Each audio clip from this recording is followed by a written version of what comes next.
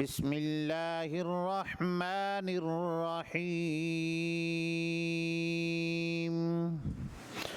शहिदल्लाहु अन्नहु ला इलाहा इल्लाहु वल मलाइकतु व उलुल इल्मि क़ाइमम बिल क़िस्त ला इलाहा इल्ला हुवल अज़ीज़ुल हकीम। इस आयत मुबारका में अल्लाह ताला फरमाते हैं, अल्लाह ताला ने गवाही दी है कि उसके सिवा कोई माबूद नहीं और फरिश्तों और इल्म वालों ने भी, वो इंसाफ पर कायम है, उसके सिवा कोई माबूद नहीं, वो गालिब है और हिकमत वाला है। सदक़ल्लाहुल अज़ीम। जज़ाकल्लाह जी। बिस्मिल्लाहिर्रहमानिर्रहीम। इंट्रोडक्शन करवा दें जी। Sir Abdul Samad, additional secretary finance department. Sir Shahzad Aziz Khan, DG audit Punjab. Mushahid Baloch, deputy director DG audit Punjab. Syed Kashif Hussain, director audit Punjab. Sir Mohammad Tariq Qureshi, director general sports. बिस्मिल्लाहिर्रहमानिर्रहीम। Fazlur Rehman, secretary youth affairs and sports department. Sir Khalid Raza Khan, project director PMU sports board Punjab से। मैं honourable member से request करूंगा अपना introduction करवा दें।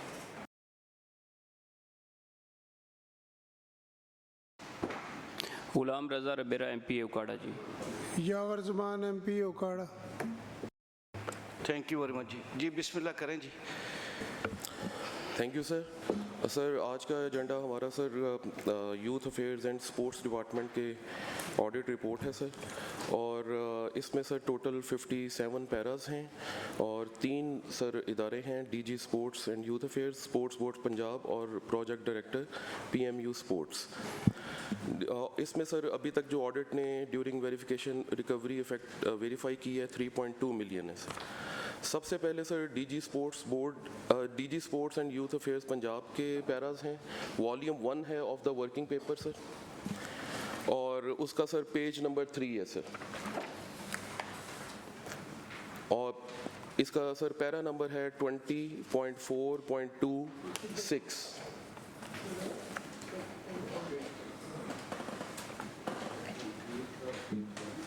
Page 3 volume 1। जी sir, इसमें sir audit का एतराज़ ये था कि ऑनरेरियम जब पे किया गया तो उसके ऊपर टैक्स नहीं काटा गया, लेकिन उसके बाद वेरिफिकेशन में सर डिपार्टमेंट ने हमें सैलरी स्लिप्स और चेंज फॉर्म्स सैप के दिखा दिए। इस पे सर अभी रिकमेंडेशन सेटलमेंट की है प्री पीएसी की तरफ से भी, और हमारी भी सर यही है कि मैं केस बताएं ना, ये केस क्या था, ऑडिट का बेसिक ऑब्जेक्शन क्या था? जी सर, वो ज़रा ब्रीफ करें हमें। वो सर मैंने जैसे ब्रीफली बताया कि सर जब ऑनरेरियम पे किया जाता है एम्प्लॉयज़ को, उसके ऊपर ऑडिट का एतराज़ ये था कि इसके ऊपर इनकम टैक्स की डिडक्शन नहीं की गई, और जो सैंक्शन ऑर्डर उस वक्त ऑडिट के पास था उसके मुताबिक उसमें ये नहीं मौजूद था। अब सर वेरिफिकेशन में डिपार्टमेंट ने बताया कि ये सैप के थ्रू इसको पे किया गया है और इसकी डिडक्शन एट सोर्स कर ली गई है। हमने सर वो वेरीफाई कर ली हैं, चेंज फॉर्म्स भी देख लिए हैं, इनकी सैलरी स्लिप्स भी देख लिए हैं, वो सर रिकवरी इफेक्ट हुई है सर, तो इसलिए इसको सेटल के लिए प्रपोज किया जा रहा है। रिकवरी हो गई? जी सर। अच्छा, तो जिस वक्त आपने ये ऑनरेरियम की पेमेंट्स हुई हैं, आपने प्री ऑडिट का निज़ाम आपका मौजूद है, तो उसमें नहीं आपने वेरीफाई किया था, देखा नहीं था उस वक्त, तो आपने एक ऑडिट पैरा बना के और ले आए? जी सर, हम प्री ऑडिट हम नहीं करते sir, pre audit AG Punjab करता है। Audit sir as external auditor वहाँ पे जब जाता है तो उसके पास जो अवेलेबल डॉक्यूमेंट्स होते हैं वही वो देखता है, तो उस वक्त वो डॉक्यूमेंट्स नहीं अवेलेबल थे या नहीं दिखाए गए, जो कि बाद में सर हमने देख लिए और वेरीफाई कर। आपकी रिकमेंडेशन है कि इसको वेव ऑफ कर दीजिए? जी, इसको सेटल कर दीजिए बिकॉज ऑफ रिकवरी सर। चले जी सेटल, नेक्स्ट आ जाए। नेक्स्ट पैरा सर वॉल्यूम 1 का पेज नंबर 6 है, पैरा नंबर 20.4.35। इसमें सर ऑडिट का एतराज़ ये है कि जो बिडिंग डॉक्यूमेंट्स पेपरा की वेबसाइट पे अपलोड नहीं किए गए, नंबर 1। नंबर 2 सर, जो अवार्ड लेटर इशू किया गया उसमें मेंशन किया गया कि इंपोर्टेड चेयर्स होंगी। अब सर उसको वेरीफाई करने के लिए हम ये कह रहे हैं कि आप हमें ये साबित करें कि ये इंपोर्टेड चेयर्स हैं। और उसके लिए आप उसके इंपोर्ट डॉक्यूमेंट्स हमें दिखाएं, जो कि सर डिपार्टमेंट हमें अभी तक नहीं शो करवा रहा सर। इन मिसलिनियस इरेगुलरिटीज़ की बुनियाद पे कमेटी ने सर प्री पीएससी में फैसला किया कि इस मैटर को रेगुलराइज करा लिया जाए फाइनेंस डिपार्टमेंट से। तो जनाब चेयरमैन, इसमें इन्होंने डिपार्टमेंट ने 4-5 डॉक्यूमेंट्स साथ लगाए हुए हैं। ये जो डॉक्यूमेंट्स इन्होंने प्रोवाइड किए हैं डिपार्टमेंट ने, आपने इनको वेरीफाई किया है? ये पेपरा रूल्स के मुताबिक जो इसमें सारी चीज़ें, स्टॉक रजिस्टर है और जो ज़रूरी कागजात आपने इनसे डिमांड किए, आपने लिखा है कि जो ज़रूरी कागजात हमने डिमांड किए वो इन्होंने प्रोवाइड नहीं किए, तो और स्टॉक रजिस्टर भी नहीं दिखाया, तो पेपरा रूल्स की वायलेशन भी किया। तो ये सारे डॉक्यूमेंट्स जो इन्होंने next A, B, C, D पे लगाए हुए हैं, आपने इसको मुलाजा किया है? सर इसको मुलायजा करने के बाद हमने अपने ऑडिट कमेंट्स जारी किए, जो कि ब्रीफ के पेज नंबर 1 पे मेंशन्ड हैं, और उसमें हमने लिखा कि प्री क्वालिफाइड फर्म से स्पेसिफिकेशंस हैं, अवेलेबल हैं in the bidding documents. However जो एक बात है कि approved bidding documents not uploaded, और यही बात प्री पीएससी में डिपार्टमेंट ने भी एग्री की है कि ये नहीं किए गए, और इसी को प्री पीएससी में भी ये एग्री किया गया है कि इंपोर्ट डॉक्यूमेंट्स नहीं दिखाए गए। तो हमारा सर एतराज़ अब 2 बातों पे ही है, बाकी डॉक्यूमेंट्स हमने वेरीफाई कर लिए हैं सर। अच्छा, ये जो आपके ब्रीफ में जो आपने हाउस को रिकमेंडेशन भिजवाई है, वो ज़रा देखें ना। पीएससी में like to direct the department to get the matter regularized from the finance department. तो ये जो आप ये जो आप बात कर रहे हैं, ये आप किसके इस पे नहीं है, वर्किंग पेपर में नहीं है, ये जो ब्रीफ में नहीं है? नहीं सर, ये ब्रीफ में है जो सर हमें दिया गया सर, ये नेक्स्ट पेज पे है सर, पेज नंबर 2 के शुरू है। जी शेख साहब। अच्छा सर, गुजारिश ऐसे है, अभी डीजी साहब ने सारा एक्सप्लेन कर दिया। इसमें सर जो प्री पीएससी की मीटिंग हुई थी, उसको मैंने खुद चेयर किया था, और उसमें sir we were in agreement के हमने जो पेपरा के बिडिंग डॉक्यूमेंट्स पेपरा की वेबसाइट पे हमने अपलोड नहीं किया था। तो वी आर इन एग्रीमेंट कि इसको हम फाइनेंस डिपार्टमेंट से रेगुलराइज करवा लें। बाकी जो प्रोक्योरमेंट की गई है, जैसे अभी ऑनरेबल मेंबर बता रहे थे, स्टॉक रजिस्टर स्टोर हर चीज़ अवेलेबल है, और ये ई लाइब्रेरी में सारी चीज़ें मौजूद है सर। सर ये एक इरेगुलरिटी है कि जो पेपरा की वेबसाइट में बिडिंग डॉक्यूमेंट अपलोड नहीं किए गए, उसकी रेगुलराइजेशन के लिए नहीं, डीजी ऑडिट ने जिस तरह हाउस को बताया है कि भाई एक तो चलें ये रेगुलाइज होने वाला मामला एक अलग है, जो इंपोर्ट के डॉक्यूमेंट्स हैं वो इनका दूसरा एतराज़ है कि वो इनको नहीं दिखाया गया। उसके मुतालिक क्या कहेंगे आप?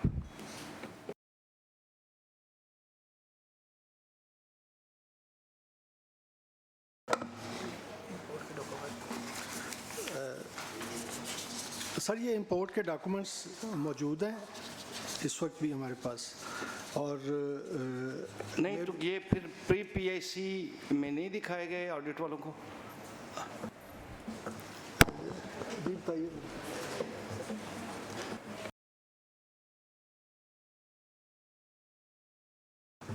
सर ये उस वक्त अवेलेबल नहीं थे, ये उसके बाद सर ये प्रोवाइड किए गए हैं। With the permission of the chair, मैं ऑनरेबल सेक्रेटरी साहब से पूछना चाहूँगा कि एसडीएसी का फोरम जो है वो मैंडेटरी है, उसकी मीटिंग होनी चाहिए, लेकिन आपके डिपार्टमेंट ने वो मीटिंग्स नहीं की, और प्री पीएससी के अंदर भी रेलेवेंट डॉक्यूमेंट्स जो हैं वो पेश नहीं किए गए। ये आप बताना पसंद फरमाएंगे कि एसटीएसी क्यों नहीं हुई, जो कि मैंडेटरी है डिपार्टमेंट के लिए करना।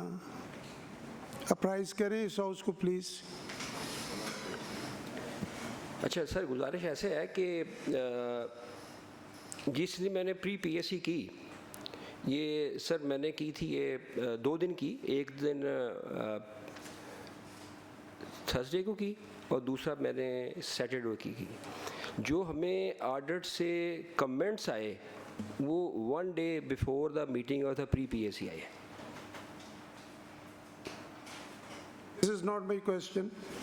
My question is कि एसडीएसी हमारी डेलीगेटेड पावर्स हैं, SDAC का फोरम डिपार्टमेंट्स के लिए मैंडेटरी है वो करना, लेकिन SDAC का फोरम जो है उसको आपने यूटिलाइज नहीं किया। क्यों नहीं किया डिपार्टमेंट ने SDAC को? सर ये मुझे चेक करना पड़ेगा क्योंकि मैंने डिपार्टमेंट को ज्वाइन किया है 27 नहीं, आप सीनियर ब्यूरोक्रेट हैं, आपको चेक करने की क्या ज़रूरत है?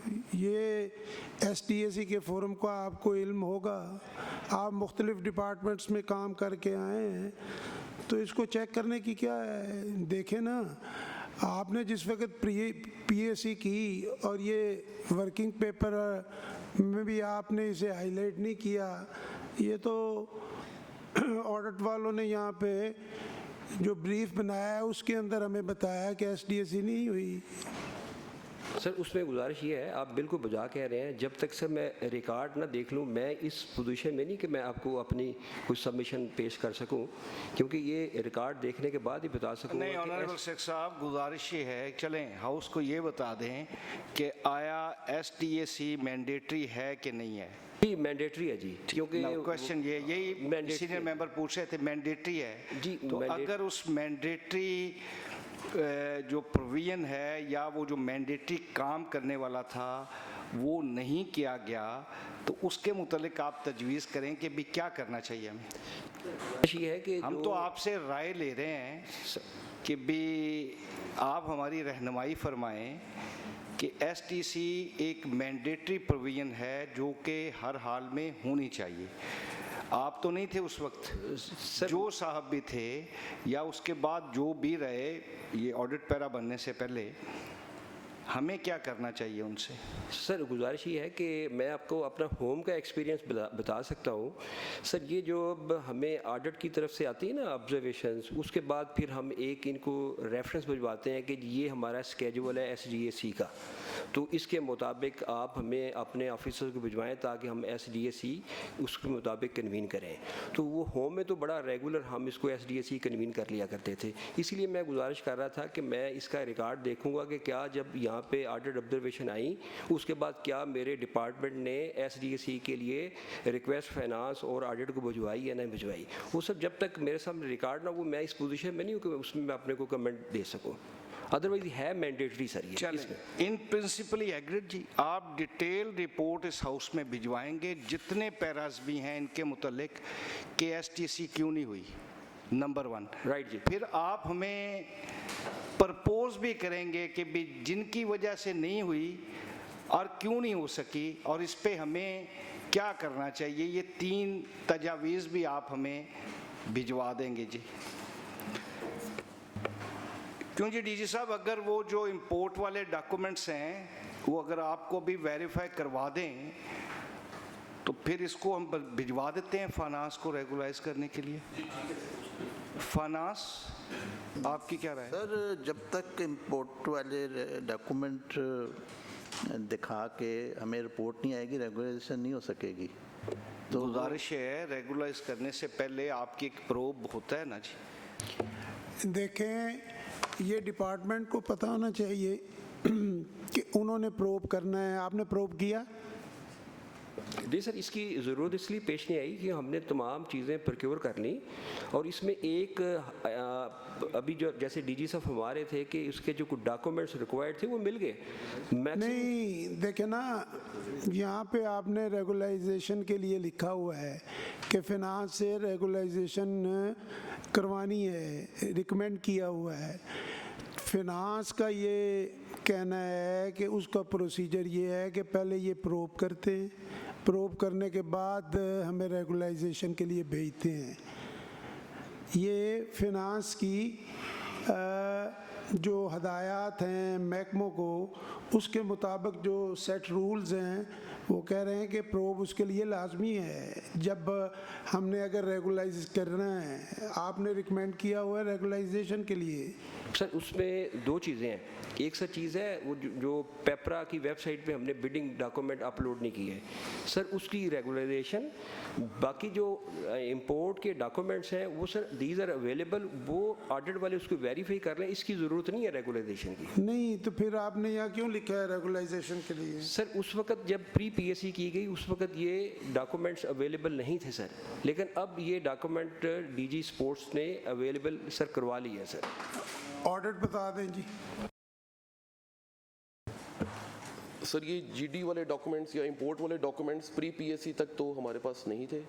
अगर अब इनके पास अवेलेबल हैं तो हम देख लेते हैं उसको, वो हम वेरीफाई कर लेंगे सर। ये आपको अगर आपको दिखा देते हैं फिर रेगुलाइजेशन की ज़रूरत नहीं है सर। रेगुलराइजेशन जो इरेगुलरिटी हुई है वो उसकी तो ज़रूरत फिर भी रहेगी। देखे ना, यही बात शेख साहब, इरेगुलरिटी को रेगुलराइज करने के लिए प्रोब तो ज़रूरी होगा फिर अब।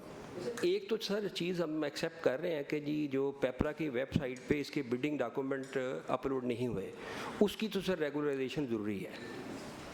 नहीं, उसका उसका सेट प्रोसीजर है ना। उसका प्री रेक्विजिट है कि आपको पहले प्रूव करना पड़ेगा और फिर वो रेगुलाइजेशन ये के लिए फिनांस का असूल है। फिनांस ने एक सेट फाइनेंस प्रोसीजर डिपार्टमेंट बनाया। आप इस पे जरा थॉरोली बताएं ना जी।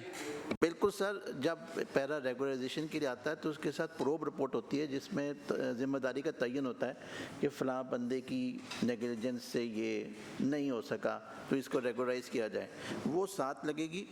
लेकिन उससे पहले सर, चूँकि ये इम्पोर्टेड ट्रेयर्स वाला मामला है, जब वो क्लियर नहीं होगा तो हम कर भी नहीं सकेंगे इसको। ये वो पहले क्लियर करें उसको। उसकी हद तक तो हम सब्जेक्ट टू वेरिफिकेशन कर देते हैं, ऑडिट इसको वेरीफाई कर ले। अगर ऑडिट उस पर मुतमिन है तो फिर एज पर लॉ जो प्रेस्क्राइब तरीकाकार है फाइनेंस की तरफ से या राइजुल वक्त कवानीन है उसके मुताबिक रेगुलाइजेशन के लिए अप्लाई करें। आप इसको देख लें। चलें जी, नेक्स्ट आ जाए। ठीक है सर, थैंक यू सर। जी sir. Sir next para volume 1 का पेज नंबर 21 है। पैरा नंबर सर 20.4.36 है।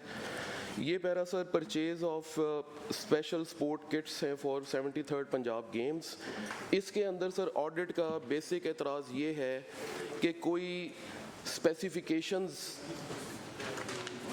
या ऐसी वो चीज़ मेंशन नहीं की गई जिसकी बुनियाद पे आइटम्स को सिलेक्ट किया जाएगा, और सिर्फ एक वर्ड लिख दिया गया कि ये सुपीरियर क्वालिटी की हैं। अब सर वो सुपीरियर क्वालिटी को कैसे जज किया इंस्पेक्शन कमेटी ने, किसको सुपीरियर कहा और किसको इन्फीरियर कहा, उसके कोई पैरामीटर्स मौजूद नहीं हैं। तो इसके ऊपर भी सर हमारा यही अभी तक एतराज़ है कि जब तक हमें ये साबित ना करें कि ये जो चीज़ ली गई है वो कैसे सुपीरियर है दूसरी चीज़ से, तो उसके ऊपर सर डिपार्टमेंट के पास कोई खातिर ख्वाह जवाब मौजूद नहीं है सर। जनाब ठीक जी शेख साहब। अच्छा सर, ये जो ऑडिट की ऑब्जर्वेशन है ये सर बिल्कुल ऐसे ही है। बिडिंग डॉक्यूमेंट्स में ये वर्ड यही इस्तेमाल हुआ था, सुपीरियर क्वालिटी, लेकिन सर इसका एक हमारे डिपार्टमेंट में मैकेनिज्म मौजूद है। जब वो सारी चीज़ें आती हैं, there is a quality insurance committee, वो कमेटी उसको चेक करती है। इसी तरह सर जब उसकी जो स्टोर्स में सारी आइटम्स आती हैं वो नंबर काउंट किए जाते हैं। देन सर ये जिन प्लेयर्स को चीज़ें दी जाती हैं उनके नाम इशू किए जाते हैं। ये शेख साहब इसमें प्री क्वालिफिकेशन हुई थी? जी सर। सर ये प्रोसीजर यही है कि जितनी भी फर्म्स हैं वो प्री क्वालिफाइड से ही ये सर किया जाता है। जो शॉर्ट टर्म, ये सर इस केस में ये प्रोक्योरमेंट उन लोगों के लिए की गई थी जो सेलिब्रिटी लेवल के जो हमारे स्पोर्ट्स पर्सन हैं, जैसे मंजूरुल हसन है, शहबाज सीनियर है, तो उनके जो वो सर जो रूटीन के हमारे जो वेंडर्स देते हैं वो उनसे ये बेहतर क्वालिटी के लिए ये उनके लिए सर ये किया गया था सारा। कितने लोगों ने बिड के अंदर हिस्सा लिया है? ये थोड़ा सा जरा उन फर्म्स का बता दें जिन्होंने इसमें हिस्सा लिए।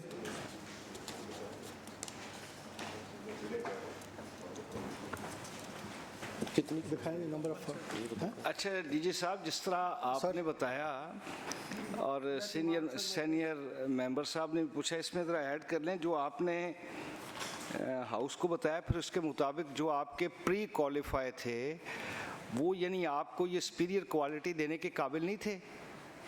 यही बड़ी इंपॉर्टेंट बात है कि प्री क्वालिफाइड तो प्रोसेस ही इसलिए किया जाता है कि जो एक्स्ट्रा और दूसरी किस्म के वेंडर्स हैं जिनके साथ आपका बिजनेस रिलेशनशिप पहले है ही नहीं और आपको पता ही नहीं है उनकी क्रेडिबिलिटी का, और उस बुनियाद पे आप कह रहे हैं कि उनसे ले लिया जाए, जबकि जो प्री क्वालिफाइड है उनसे ना लिया जाए। इसमें से दूसरी बड़ी अहम बात है सर, इसमें 9 प्री क्वालिफाइड फर्म सर इसमें 9 pre qualified firms through open tender sir ये हुआ था, 9 प्री क्वालिफाइड फर्म्स।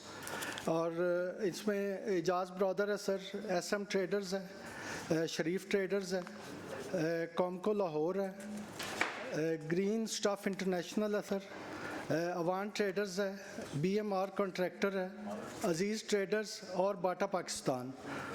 तो सर ये थ्रू ओपन बिडिंग ये सर हुआ था, ओपन।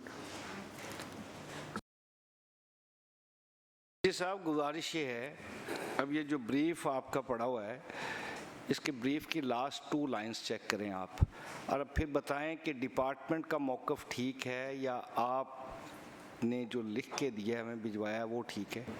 सर आपने डीजी साहब की बात सुन ली है ना सारी? जी सर, बिल्कुल सुन ली है। उन्होंने हाउस को ब्रीफ किया है सर। अब इसको ज़रा पढ़ दें। इसमें सर किसी प्री क्वालिफाइड फर्म से नहीं किया गया, ये single stage single envelope tender से परचेज किया गया है। जब सिंगल स्टेज सिंगल इन्वेलप होता है तो उसमें तो फिर टेक्निकल पैरामीटर्स तो आप चेक ही नहीं कर सकते, और ये सुपीरियर क्वालिटी कैसे इन्होंने चेक की, हमारा सर सवाल ये है। और जो सर मैं बात कर रहा हूँ सर, मैं पूरे वसूख से बात कर रहा हूँ, ये इसके अंदर ये चीज़ साबित ही नहीं हुई कि सुपीरियर क्वालिटी कैसे चेक की गई।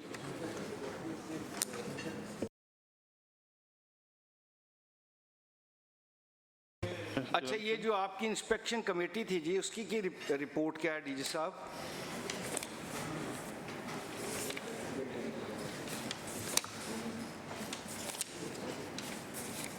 इसमें इंस्पेक्शन कमेटी की रिपोर्ट एनेक्स बी पे जो लगी हुई ना आपकी इंस्पेक्शन कमेटी की रिपोर्ट और उनके साइन हुए हुए हैं, ये ज़रा रिपोर्ट डिपार्टमेंट ज़रा पढ़ के सुनाए ना।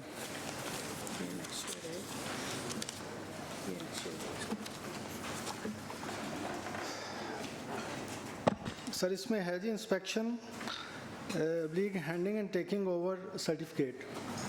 इंस्पेक्शन कमेटी की रिपोर्ट क्या है जी?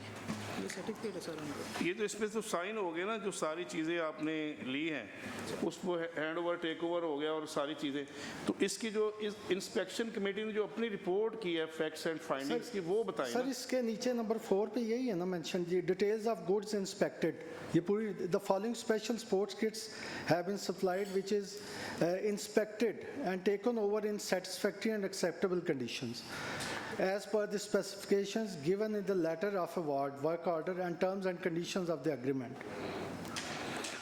डीजी साहब, जरा एक ना थोड़ा सा मामले को हम आसान कर लें। सर 9 कंपनीज के मुतालिक आपने बताया है कि वो प्री क्वालिफाई हुई, इसी तरह बताया आपने? 9 कंपनीज जी, ओपन टेंडर हुआ उसमें ये सर। क्या ये जो टेंडर दिया गया है ये उस 9 कंपनीज में से शामिल किसी कंपनी को दिया गया है या अलहदा दिया गया, ये बता दें। कौन सी वाली कंपनी दिखाएं जरा? उसी में से है। मैं आपको rebrand MS rebrand sir.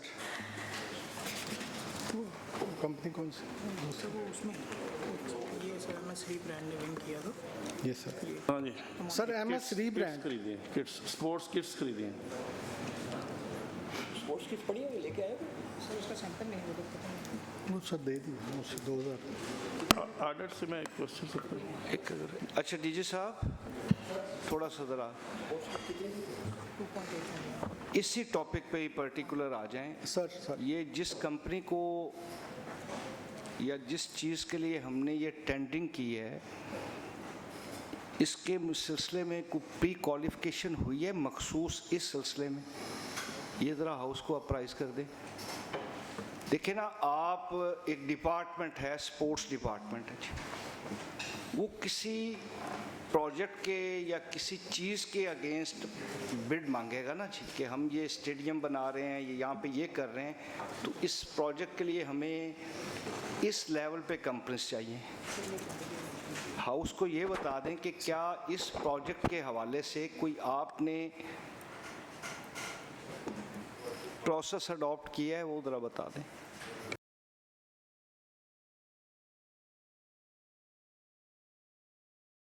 Sir, इसका जो प्रोसीजर था, open tender, single stage, single envelope, ये सर इसका प्रोसीजर था। इन फर्म्स ने दिया था और इसमें ये वाली फर्म MS रीब्रांड, ये सर इसने इसकी लोएस्ट बिड होने की वजह से इसकी अप्रूवल आई थी। फिर आप खुद ही बात को डीजी साहब ज़रा अबहाम में लेके आ रहे हैं ना। देखिए, प्री क्वालिफिकेशन एक अलग सब्जेक्ट है, ठीक है ना। ओपन में तो कोई भी आ सकता है, ओपन में जो लोएस्ट बिडर होगा वो आपका वो कामयाब होगा, उसको वो मिल जाएगा काम। सर, वो प्री क्वालिफाइड का आपस में भी तो कंपटीशन है ना, there are number of firms sir. जी डीजी साहब। सर, इसमें प्री क्वालिफिकेशन नहीं हुई, जो 9 नाम बोले। नहीं सर, देखिए ना, थोड़ा सा हम आसानी की तरफ जाए ना। जिस तरह तो हाउस सारा ही डिपार्टमेंट का कहना ये है कि ये ओपन हुआ, ठीक है, उसमें जो लोएस्ट था हमने उसको ये प्रोजेक्ट दे दिया। इसी तरह क्या है डीजी साहब आपने? सर, इस पे बताएं आप। डिपार्टमेंट का सर ये वर्जन उन्होंने कहीं लिख के नहीं दिया कि जो लोएस्ट था। मैंने ये बताया कि सिंगल स्टेज, सिंगल एनवेलप में फिर आपके पास टेक्निकली किसी चीज़ को देखने की लिवरेज ही नहीं रहती, और ये कह रहे हैं कि हमने सुपीरियर क्वालिटी लिया।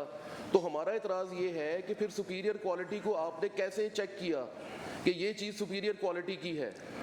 With the permission of the chair, DG साहब, जो एतराज़ ऑडिट का है वो बड़ा वैलिड है कि सुपीरियर क्वालिटी तो एक टर्म है ना, आपने उसे फ्लोट कर दिया। उसको असेस करने के लिए आप कैसे गेज करते हैं कि आपके पास क्या पैरामीटर्स हैं? देखें ना, जिन फर्म्स को आप कहते हैं कि हमने प्री क्वालिफाई किया, उन्हें भी इस जो आपने सुपीरियर क्वालिटी कहा है उसका कोई ना कोई तो फार्मूला बताया होगा, कोई ना कोई उसका आपने पैरामीटर्स बताए होंगे, तभी उन्होंने जो है इसके अंदर बिडिंग की है ना। अब सुपीरियर क्वालिटी को जो है वो ज़रा हमें एलेबोरेट कर दें कि आपके नज़दीक सुपीरियर क्वालिटी और जो बिडर्स थे उनके नज़दीक सुपीरियर क्वालिटी जो है उससे क्या मुराद ली जाएगी? प्रोडक्ट कौन से? नाइकी सर, ये मैं प्रोडक्ट्स आपको जी। डिफरेंट सर, इसमें स्पोर्ट्स किट्स थी, cycling, swimming costume, wrestling. Sir, जैसे मैंने पहले गुजारिश की थी कि ये जो सेलिब्रिटीज़ उस लेवल के, सर ये उन लोगों के लिए किया था और ये बिल्कुल दौराने ईमान लिया, सेलिब्रिटीज़ के लिए लिया, लेकिन सवाल ये पैदा होता है सुपीरियर क्वालिटी को कैसे डिफाइन करेंगे? सर, द क्वेश्चन इज कि सुपीरियर क्वालिटी आपने कह दिया, सुपीरियर क्वालिटी के लिए आपने कौन से जो है स्टोर्स या कौन से जो है जो बनाने वाले वर्दी हैं उनको आपने शॉर्टलिस्ट किया? आपने किसी को शॉर्टलिस्ट किया? नहीं सर, इसमें शॉर्ट लिस्ट नहीं, जो नहीं, तो सुपीरियर क्वालिटी जो है उसके लिए कोई फर्म्स होंगी ना जो प्रोडक्ट्स बनाती हैं, जो उन वर्दियाँ जो है बनाती हैं क्वालिटी। सर, जो टॉप ऑफ द लाइन जो ब्रांड्स हैं, जैसे अपोलो है, रीबॉक है, नाइकी है, एडिडास है, सर इसको स्पोर्ट्स में सुपीरियर ब्रांड सर हम कहते हैं। जी जी। नहीं तो वो उन्हें आपने उस टेंडरिंग के अंदर बताया कि ये 4 आपके नज़दीक जो सर है ना इस तरह की सुपीरियर, बहुत सारी हैं, ये तो मैंने ऑफ हैंड सर अभी गुजारिश की है ना, इस तरह की बहुत सारी हैं जो top of यार the line। देखे ना आपको फिर स्पेसिफाई करना चाहिए था कि भाई हमें अपोलो या जितनी भी फर्म्स आप कह रहे या जो ब्रांड आप कह रहे हैं सर उन ब्रांड्स का आपको तज़किरा करना चाहिए था ताकि बिडर्स जो है उसके मुताबिक बिडिंग देते। अब सुपीरियर क्वालिटी, अब इनसे आपने एक टर्म बना ली लेकिन उन्हें स्पेसिफाई नहीं किया आपने। सर वो इम्प्लाइडली इसमें मेरा ख्याल है I request the chair and the house कि इसके अंदर एक इंक्वायरी होनी चाहिए और उसके अंदर जो तमाम चीज़ें हैं वो इस हाउस के सामने आ जाएंगी कि ये सुपीरियर क्वालिटी से मुराद इनकी क्या है, उसके अंदर कौन कौन से ब्रांड आते हैं। हाँ, डिफ़ाइन करें ना, उन ब्रांड्स को डिफ़ाइन करें ताकि बिडर्स को अगर पता होता कि इन ब्रांड से लेना है तो फिर वो उसके मुताबिक बिडिंग देते ना। यही एप्रीहेंशन ऑडिट की है कि आपने या तो ब्रांड्स का नाम बताएं, सुपीरियर क्वालिटी लिख दिया आपने। अब ये तो एक वास्ट टर्म है ना। सर इसमें इजाज़त दो सर, मैं एक दो चीज़ें ऐड कर दूं। अच्छा सर, एक तो ये है कि ये थोड़ा सा पार्ट जो पेपरा के बिडिंग डॉक्यूमेंट्स में उसमें भी फॉल्ट था। 2022 तक जो पेपरा के बिडिंग डॉक्यूमेंट्स थे उसमें उन्होंने कोई चीज़ें इस तरह से स्पेल आउट नहीं की हुई थी। 2022 के बाद जितने पेपरा के बिडिंग डॉक्यूमेंट हैं वो स्टैंडर्डाइज हो गए। उसमें एक एक चीज़ की उन्होंने कहा जी जो आपने प्रोक्योर करनी है आप उसकी डायमेंशन देंगे। ये प्रोक्योरमेंट उससे पहले की हुई है। इसमें बात ठीक है कि जी हमने प्रोक्योरमेंट की with the word of superior quality, लेकिन सर ये आप डिपार्टमेंट को एक अलाउंस यहाँ पे दें कि डिपार्टमेंट देखें कितने अरसे से काम कर रहा है। और नहीं शेख साहब आप एक मिनट दें, सॉरी। गुजारिश ये है कि भी जो एक अबहाम है या जो एक बात क्लियर नहीं हो पा रही ना, वो ये है कि भी इसकी प्री क्वालिफिकेशन हुई है कि नहीं हुई। इसको तो करें ना दूर। नंबर वन ये भी दूर नहीं हो पा रहा कि इसकी प्री क्वालिफिकेशन हुई है कि नहीं हुई। अगर जिस तरह डीजी साहब ने यहाँ पे हाउस को अप्राइज किया है कि ये ओपन टेंडिंग था तो प्री क्वालिफिकेशन तो फिर हो ही नहीं सकती। और अगर ये ओपन टेंडिंग था तो ये जो आपका यानी ये जो आपने सुपीरियर क्वालिटी का यहाँ पे कर दिया ये तो टोटल उसके अगेंस्ट है।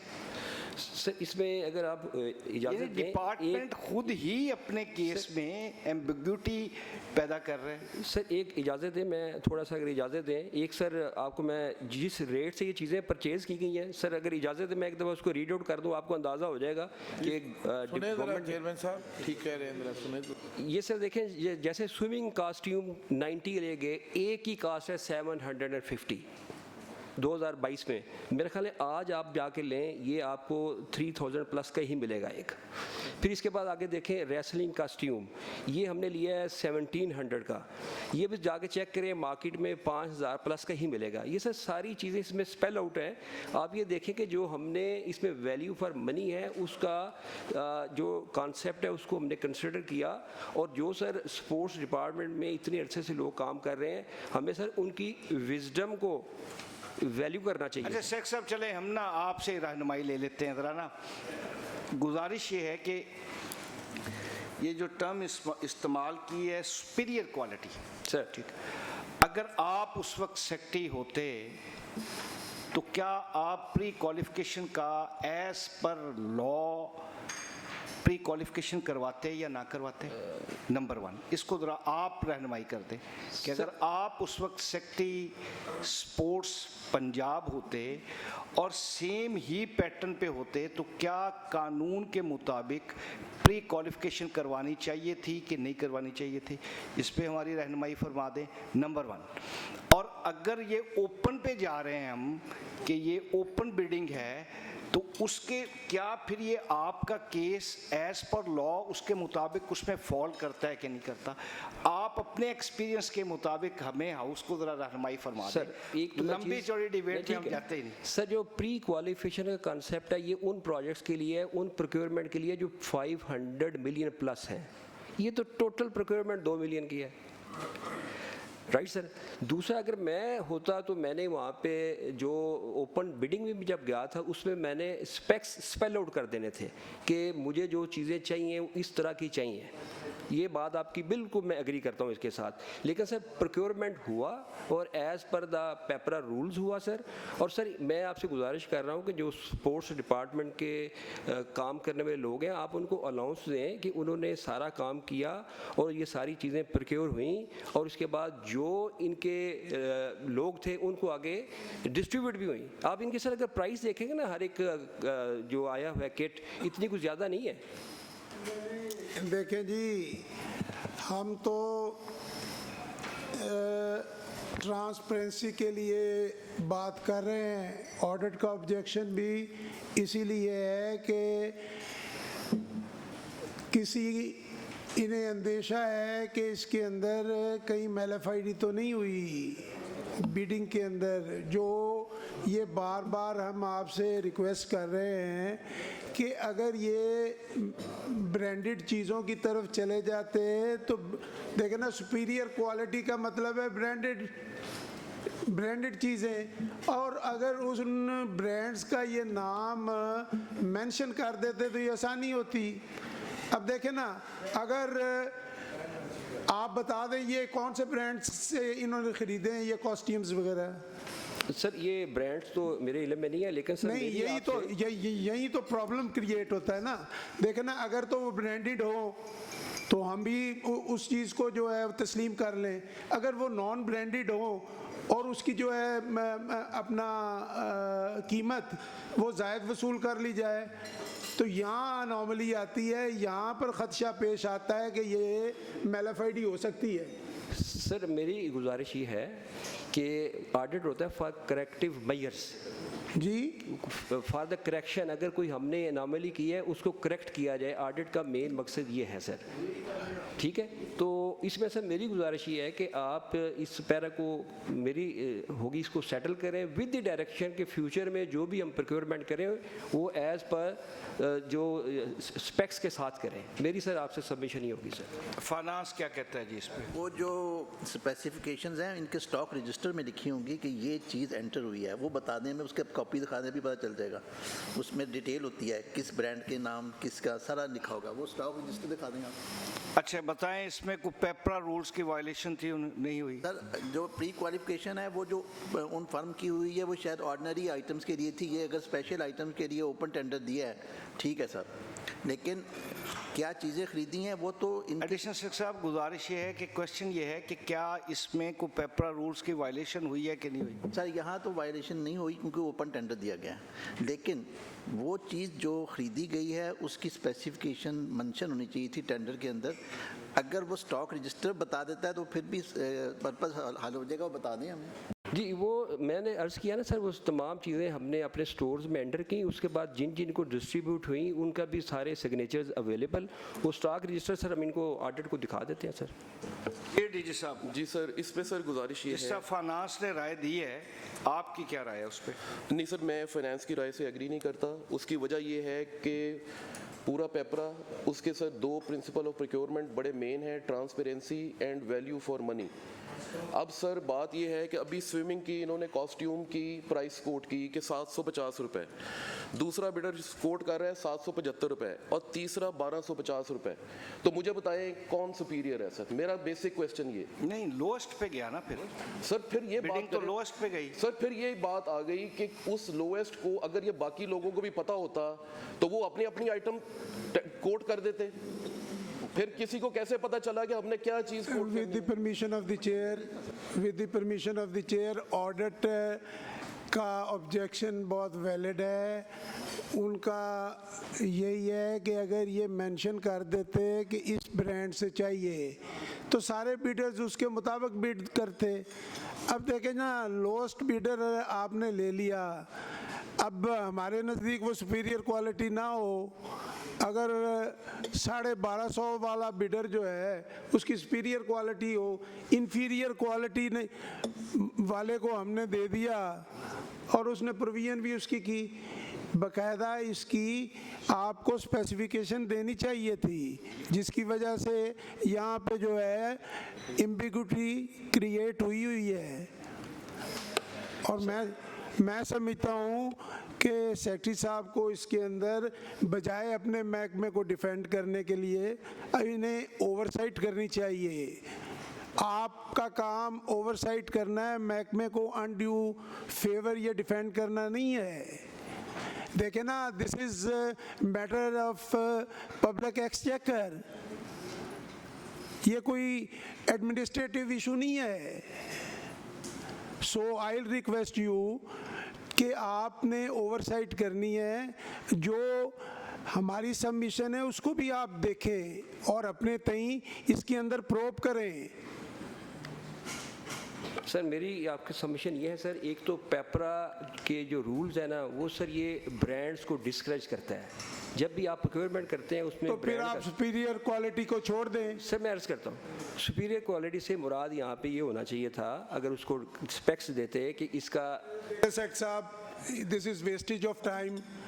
हम तो आपसे ही कह रहे हैं कि आप इसे ओवरसाइट करें। अगर आपके महकमे के अंदर कोई गलती हुई है तो उसका अजाला फरमाएं, और उसके लिए जो आप तजवीज़ करते हैं वो इस हाउस के सामने ले आएँ। हम तो यही चेयर से और हाउस से रिक्वेस्ट करते हैं कि आप इसके अंदर जो है ना देखें, ऑडिट वालों के एतराज़ को भी देखें, अगर उसके अंदर जान है, उनका वैलिड है, तो इसके अंदर आप अपने डिपार्टमेंट की तस्दीक फरमाएं। सर आपकी सारी चीज़ें सर मैंने नोट कर ली, इंशाल्लाह ताला इसको ओवरसाइट भी करेंगे तो, और इसका सर सारी चीज़ों को स्टीयर भी करूँगा। तो सर इसमें जो कुछ चीज़ें हम भी आपको नोट करवा दें जी, प्लीज़। इस पे हम इंक्वायरी मार्क करते हैं जी इसमें, और इसमें फाइनेंस का बंदा भी शामिल होगा, ऑडिट का भी होगा, और पेपरा का भी एक नुमाइंदा इसमें आप शामिल करेंगे, ठीक है ना। इसमें आप खुद इस मामले को इंक्वायर करें, जो रिपोर्ट आप भिजवा देंगे उस पर अमल कर दिया जाएगा जी। चलें जी, नेक्स्ट आ जाएं। अच्छा सर, इसमें जो इंक्वायरी कमेटी होगी वो अपने डिपार्टमेंट का मेरा बंदा एक डिपार्टमेंट करेगा सर, वो डिपार्टमेंट का एक एडिशनल सेक्रेटरी उसको हेड कर लें सर। एडिशनल सेक्रेटरी उसको, ठीक है। इसी तरह फाइनेंस से होगा, ऑडिट से और एक पेपरा से। ठीक है सर, ये कर लेते हैं सर। थैंक यू जी। नेक्स्ट आ जाएंगे सर। नेक्स्ट पैरा वॉल्यूम 1 का पेज नंबर 29 है सर। पैरा नंबर 20.4.33 है सर। और सर इसमें भी सर ऑडिट का एतराज़ ये है कि जो प्रोक्योरमेंट की गई है उसमें जो मैंडेटरी रिक्वायरमेंट्स थी उसके मुताबिक वो फुलफ़िल नहीं की गई। उसके मुताबिक डॉक्यूमेंट्री एविडेंसेस मौजूद नहीं हैं कि किस बिडर को कितने नंबर दिए गए। ये वर्किंग पेपर का पेज बताइएगा। 29 सर। डीजी ऑडिट, ये इसमें आपने कहा है कि ये इसमें नॉन क्वालिफाइड फर्म्स को कॉन्ट्रैक्ट दिया गया है और इसमें जो इरेगुलर प्रोक्योरमेंट की गई है, तो आपने जो नॉन क्वालिफाइड फर्म्स के बारे में कैसे ऑब्जर्व किया? ये कौन से पेज पे आपने जो नेक्स्ट लगाया हुआ है जिसमें आपने, या इसमें जो आपने इनकी गलती पकड़ी है वो ज़रा इसको थोड़ा सा हाईलाइट करें ना प्रॉपरली, क्योंकि इसमें 2-3 चीज़ें आपने बताई हैं। एक तो इस अमाउंट बताएं कितनी है पहले। सर पैरे की जो प्रोक्योरमेंट की अमाउंट है 31.271 मिलियन है सर। ठीक है। इसमें सर नॉन क्वालिफाइड से मुराद ये है कि वो फर्म्स क्वालिफिकेशन क्राइटेरिया के ऊपर पूरा नहीं उतरती थी। ठीक है, ये हमारा सर कहना है। और सर उसकी मिसाल हम ये दे रहे हैं कि जो एक जिसको क्वालिफाई किया गया है, वन ऑफ द बिडर, उसका नाम सर मैसेज दी प्लेयर है, दी प्लेयर। और सर वो उसका एक मैंडेटरी क्राइटेरिया ये था कि उसकी average annual turnover last 2 years की 2 मिलियन से ज़्यादा होनी चाहिए या उसको मीट करना चाहिए। और उसकी सर बैंक स्टेटमेंट के मुताबिक उसकी वो एवरेज एनुअल टर्नओवर है ही नहीं सर, नंबर 1। नंबर 2, अगर उसका सिर्फ बैलेंस ही देख लिया जाए तो वो 1762। अच्छा, ये क्लियर करें डीजी साहब, ये प्रोसीजरल मिस्टेक है जी? प्रोसीजरल नहीं है, ये मैंडेटरी रिक्वायरमेंट है। Mandatory requirement of the bidding document. अब सर जब आप ये देखते हैं, फिर सर हमने अवान ट्रेडर्स के एक्सपीरियंस सर्टिफिकेट्स देखे हैं। वो एक्सपीरियंस सर्टिफिकेट्स उनकी अपीयरेंस से ही पता चलता है कि दे आर नॉट ऑफ, वो साबित नहीं होते कि वो ठीक हैं। उसकी वजह ये है कि ना सर उनके ऊपर डेट्स हैं, टाइटल सब्जेक्ट कुछ और है, नीचे वो किसी और की चीज़ कर रहा है। तो इस बुनियाद पे हम ये कह रहे हैं कि ये पूरा जो प्रोसेस है ये फिर पेपरा के अगेंस्ट और वायलेशन और उसकी प्री क्वालिफिकेशन ठीक नहीं हुई सर।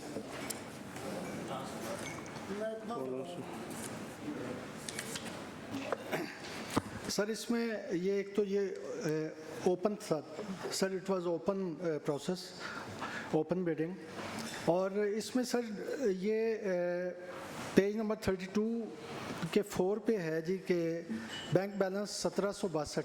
सर क्राइटेरिया इसमें ये रखा गया था कि 2 मिलियन का इसका साल का इनका बिजनेस टर्नओवर होगा। इस केस में सर यही इंश्योर किया गया था कि 2 मिलियन का इसका है। द प्लेयर्स का भी ऐसे ही था सर, तो इस वजह से इनको अप्रूव किया गया था। इसमें बिडिंग डॉक्यूमेंट में यही चीज़ मेंशन। अकॉर्डिंग टू यू इनका टर्नओवर जो है वो ठीक था? 2 मिलियन सर यही क्राइटेरिया डिपार्टमेंट ने इन्होंने बताया था, और इनका जब क्राइटेरिया चेक किया गया तो वो 2 मिलियन था साल का इनका टर्नओवर। साल का 2 मिलियन। यही बात तो सर ऑडिट वाले बता रहे हैं ना कि 2 मिलियन नहीं था। आपने तो अभी ये बताया, ये सर तो ये उस वक्त का बैंक बैलेंस बता रहे हैं कि 1762 था, जबकि वो जो डिपार्टमेंट का ये है व्यू सर के 2 मिलियन का उनका एनुअल टर्नओवर था। ये बात ऑडिट क्लियर जो करेगा ना। आपने इन्होंने डीजी साहब गुजारिश है, सॉरी जी आप बात करें, आप रईस साहब आप करें बात। कह रहा हूँ जिस तरह वो बता रहे हैं ना सर कि 1762 बैलेंस है और ये फरमा रहे हैं ऑडिट वाले के 2 मिलियन था। तो ये ऑडिट वाले हमें इस पे ज़रा बता दें कि इन्होंने कैसे असेस किया कि वो 2 मिलियन उनका टर्नओवर नहीं था। ये चीज़ पहले क्लियर हो जाए। सर सबसे पहले मैं सर इनसे पूछना चाहूँगा, आप भी पूछिए कि टर्नओवर होता क्या है, एवरेज टर्नओवर्स। इन्होंने सर जिस क्राइटेरिया को टर्नओवर रखा है कि उसकी बैंक स्टेटमेंट में जो उसका क्रेडिट बैलेंस साल के एंड पे आ रहा है उसको टर्नओवर ट्रीट कर लिया, जबकि वो टर्नओवर नहीं होता सर। नंबर 1, इस केस में प्लेयर की केस में चलें अगर उस तरह भी ट्रीट किया है तो उसका साल का क्रेडिट बैलेंस भी 2 मिलियन नहीं बनता, ये उसकी बैंक स्टेटमेंट। ये बैंक स्टेटमेंट प्लीज हमें दिखा सकते हैं। और आप बता रहे हैं कि उसका बैलेंस 2 मिलियन था, टर्नओवर 2 मिलियन नहीं था, आप ये फरमा रहे हैं? नहीं सर, मैं बाकी बिडर्स की बात कर रहा हूँ। वो बाकी बिडर्स को भी जो क्वालिफाई किया गया है उनकी बैंक स्टेटमेंट के क्रेडिट बैलेंस को टर्नओवर ट्रीट कर लिया गया है, जबकि वो टर्नओवर नहीं होता। वो बैलेंस को तो नहीं टर्नओवर कहते, क्रेडिट बैलेंस को। टर्नओवर का मतलब तो ये होता है कि उन्होंने कम से कम इतनी अमाउंट का काम किया हो, that is considered to be turnover. अब इस केस के अंदर ऑडिट एतराज़ करता है कि उनकी बैंक स्टेटमेंट को जो है वो टर्नओवर कंसीडर कर लिया गया है। This is the anomaly according to them. नहीं, बैंक स्टेटमेंट को नहीं, उनके बैलेंस को वो फरमा रहे हैं कि टर्नओवर इन्होंने बना दिया। Balance can not be turnover ना सर। हाँ, वो यही कह रहे हैं जी, बैलेंस को यही ऑडिट का एतराज़ है, यही अनोमली है। अगर इस तरह है तो फिर जिस तरह ये फरमा रहे हैं, लेकिन डीजी साहब सर इसमें डिफरेंट बात कर रहे हैं ना।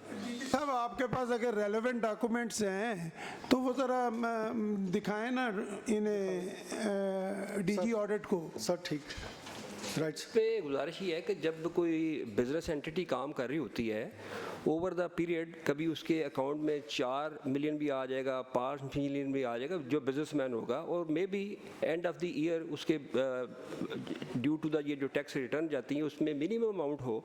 तो ये सर सारी चीज़ें हमने ऑब्जर्व की हैं, तो उसके बाद ही सर हमने फिर सारी प्रोक्योरमेंट। सेक्रेटरी साहब ये बात आपकी अपनी जगह बिल्कुल आप ठीक फरमा रहे हैं कि एंड में बैलेंस कम होना, बैलेंस की तो हम बात ही नहीं कर रहे। वो ऑडिट डिफरेंट बात फरमा रहा है। वो कह रहे हैं कि आपने बैलेंस को 2 मिलियन टर्नओवर की बात कर रहे हैं कि उन्होंने जो सरकार का बिजनेस है वो 2 मिलियन से अबव किया हो पर एनम, तो वो इस पे पूरा नहीं उतरते। उन्होंने सरकार का बिजनेस नहीं किया, वो इस बात को कह रहे हैं बैंक में तो उनके अगर 5 मिलियन भी पड़े हो तो उसका क्या फायदा। नहीं सर, ये मेरा ख्याल ये कंडीशन नहीं है, अभी डीजी साहब क्लियर कर देंगे कि सरकार के साथ उन्होंने काम किया। टर्नओवर का मतलब यही है कि उन्होंने कहीं काम किया हो, उनकी इतनी एक्सपर्टीज हो। ज़रूरी नहीं कि वो सरकार के साथ काम करें। सर जो चलो किसी के साथ भी किया हो। इसको डीजी साहब जरा इसको जरा एक्सप्लेन कीजिएगा आप।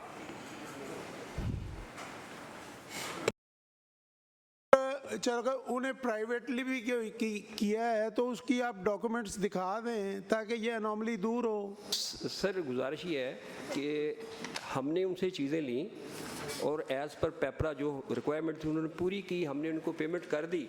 तो ये जो टर्न वाली बात है वो बैंक स्टेटमेंट जब हम देखेंगे, हमने इनको दिखाई भी है, उसमें कोई ना कोई ऐसी पूरे साल में 2 साल में ऐसी ज़रूर ट्रांजेक्शन आती हैं जिसमें पता चलता है कि उसके एसेट्स इतने हैं। साहब आप तो उस वक्त मौजूद नहीं थे जिस वक्त ये प्रोक्योरमेंट हुई है। उस वक्त पता नहीं यहाँ पे कौन था, कौन डीजी था, उन्होंने किया है। आप ज़रा डॉक्यूमेंट्स को देख लें, अगर रेलेवेंट डॉक्यूमेंट्स मौजूद हैं तो फिर बहस कीजिए, वरना इस पे ओवरसाइट करें।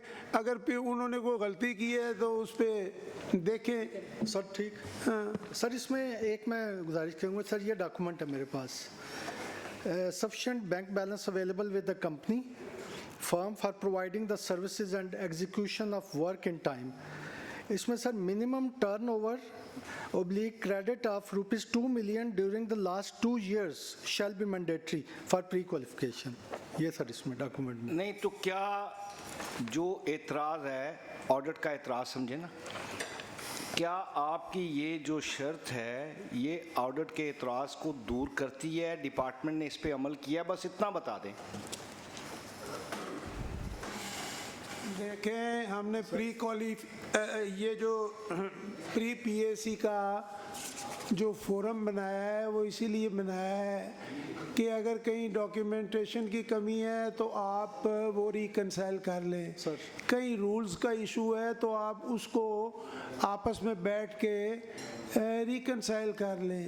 अब देखें ना, प्री पीएसी के अंदर आपने ये ऐसा नहीं किया है, ये आपको वहाँ पे चीज़ें जो हैं ठीक कर लेनी चाहिए थी। अब ये पीएससी का भी टाइम आप वेस्ट कर रहे हैं, अपना टाइम भी वेस्ट कर रहे हैं। सर आप बजा फरमा रहे हैं, जब प्री पीएससी की उसमें finance and the department were on the same page, जबकि ऑडिट वाले एडमेंट थे, कहते जो हम जो कह रहे हैं हम ठीक कह रहे हैं। सर हमने अब महकमे भी चलाने हैं, काम भी करना है। सर साहब गुजारिश ये है, देखें गुजारिश अगर आप इजाज़त रईस साहब अगर आप कर लें। सवाल पूछना था कि ऑडिट से कि आप फरमा रहे थे ना, इन्होंने अभी एक लाइन पढ़ी है डीजी साहब ने, उन्होंने ऑब्लिक क्रेडिट 2 मिलियन पढ़ा है। वो लाइन अगर ये फिर से पढ़ दें, अगर तो उसमें ये शिक ऑब्लिक क्रेडिट 2 मिलियन थी तो फिर तो आई थिंक वो क्राइटेरिया पूरा हो नहीं रहा, बैलेंस उसका था नहीं 2 मिलियन उस वक्त। जी सर, मैं सर ये कह रहा हूँ ऑब्लिक क्रेडिट टर्नओवर और क्रेडिट ये दोनों शिक्के रखी हुई हैं इन्होंने। सर ऑब्लिक के साथ क्रेडिट बैलेंस लिखा हुआ है, बिल्कुल ठीक है, लेकिन मैं आपको सर ये दी प्लेयर की वो क्रेडिट बैलेंस भी तो बता रहा हूँ कि वो भी नहीं है। नहीं 2 मिलियन नहीं था, नहीं है सर। अच्छा क्रेडिट बैलेंस भी नहीं था। जी सर, मैं कहता हूँ कि वो भी गलत है, लेकिन चले अगर उसको भी मान लिया जाए तो वो भी नहीं है इन केस। फाइनेंस वाले आप अपनी राय दें इसको, जो अब आम है डिपार्टमेंट बिटवीन ऑडिट, उस आपकी क्या राय है? सर जो स्पेसिफिकेशंस व मेंशन है टेंडर डॉक्यूमेंट्स के अंदर, सर स्पेसिफिकेशन जो मेंशन है डॉक्यूमेंट्स के अंदर, बिडिंग डॉक्यूमेंट्स के अंदर, वो तो वेरीफाई करनी है डिपार्टमेंट ने। वो अगर की है तो वेरीफाई करा दें, ऑडिट को वो नहीं करा पा रही। यहाँ क्राइटेरिया ये है सर।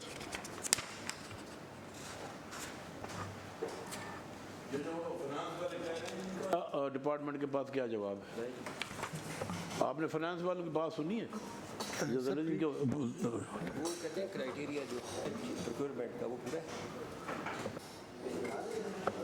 सेक्रेटरी साहब मैं बता रहा हूँ ना, जिस तरह आप अगर काइंडली सेक्रेटरी साहब इस पर ज़रा गौर कीजिएगा, जो मैं पूछ रहा हूँ वो ये फरमा रहे हैं कि या टर्नओवर 2 मिलियन हो या क्रेडिट, आइदर साइज पे वो बता रहे हैं कि ना टर्नओवर 2 मिलियन है ना क्रेडिट 2 मिलियन है। इस पे काइंडली अगर सर कोई ये जवाब इसका मिल जाए। क्राइटेरिया यही था कि minimum turnover during the last 2 years that was mandatory, और यही डिपार्टमेंट ने ऑब्जर्व किया सर, ये इसमें मेंशन है सर।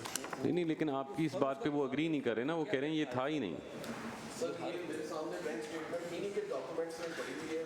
बैंक स्टेटमेंट में नहीं है सर, वो सही, ऑडिट वाले बिल्कुल सही कह रहे हैं। बैंक स्टेटमेंट में ये चीज़ जो क्लोजिंग बैलेंस है वो मेंशन नहीं है उसमें, लेकिन टर्नओवर भी नहीं है। अच्छा सर, गुजारिश है इसको बहस को ख़त्म करें जी। इस पे हम आपको टाइम देते हैं, आप और ऑडिट बैठ जाएं। Right sir. अदरवाइज ये हम एंटी करप्शन को रेफर करेंगे सर, फिर ये आपकी बॉल में कोर्ट नहीं होगी, तो ये मैटर रेफर्ड होगा एंटी करप्शन पे, वहाँ पे आप अपना दे दीजिएगा, ऑडिट अपनी बात कर लेगा, उसके मुताबिक हो जाए। इस पे हम आपको टाइम दे देते हैं, ठीक है, और इसको पेंड कर लेते हैं।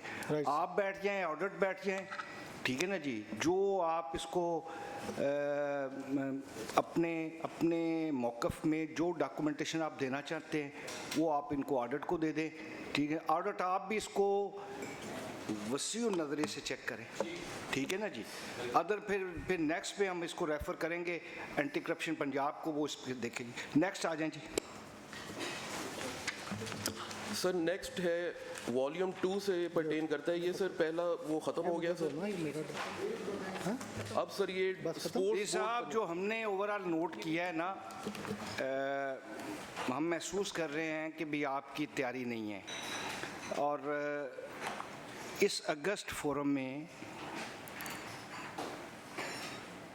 कॉन्स्टिट्यूशन की अम्ब्रेला के नीचे और रूल्स ऑफ प्रोसीजर के मुताबिक it's the highest forum of the Punjab assembly. तो हमारी सब की फीलिंग है, मेरी अलोन की नहीं, कि आपकी प्रिपरेशन नहीं है। आपने इजी इस हाउस को महसूस किया है कि भी रूटीन वाइज हम जाएंगे वहाँ पे कर लेंगे। तो क्योंकि आप नए आए हैं, सेक्रेटरी साहब भी नए तशरीफ़ लाए हैं, हम नहीं चाहते कि भी इस मामलात में हाउस की तरफ से कोई ऐसा डिस्प्लेयर या कोई ऐसी हो, क्योंकि इस हाउस की और इसकी अफादियत की और इसकी अहमियत पे तो हम माइनस कंप्रोमाइज़ के लिए भी तैयार नहीं हैं कि कोई अगर मैं चेयर पे हूँ तो ये मुमकिन ही नहीं है। मेरे से अगर कोई किसी ने रिज़ाइन लेना है वो आज ले ले, कोई ऐसी बात नहीं, लेकिन कंप्रोमाइज़ नहीं होगा इस कमेटी के अहमियत पे।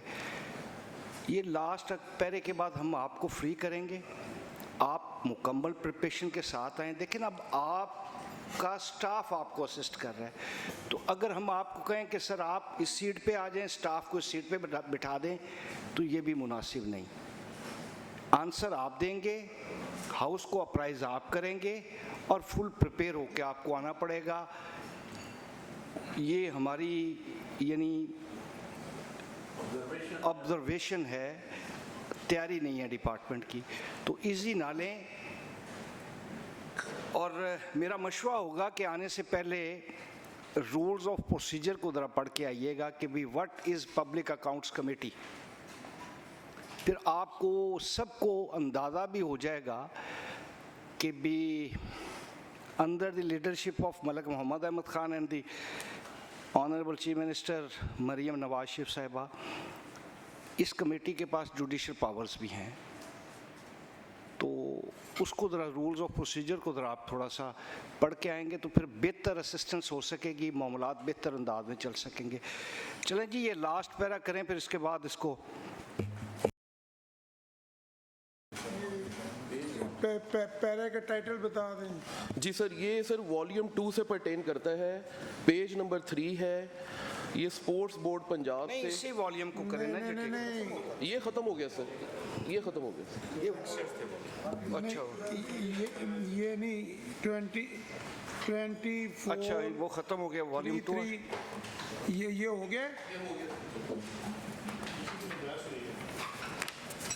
नहीं।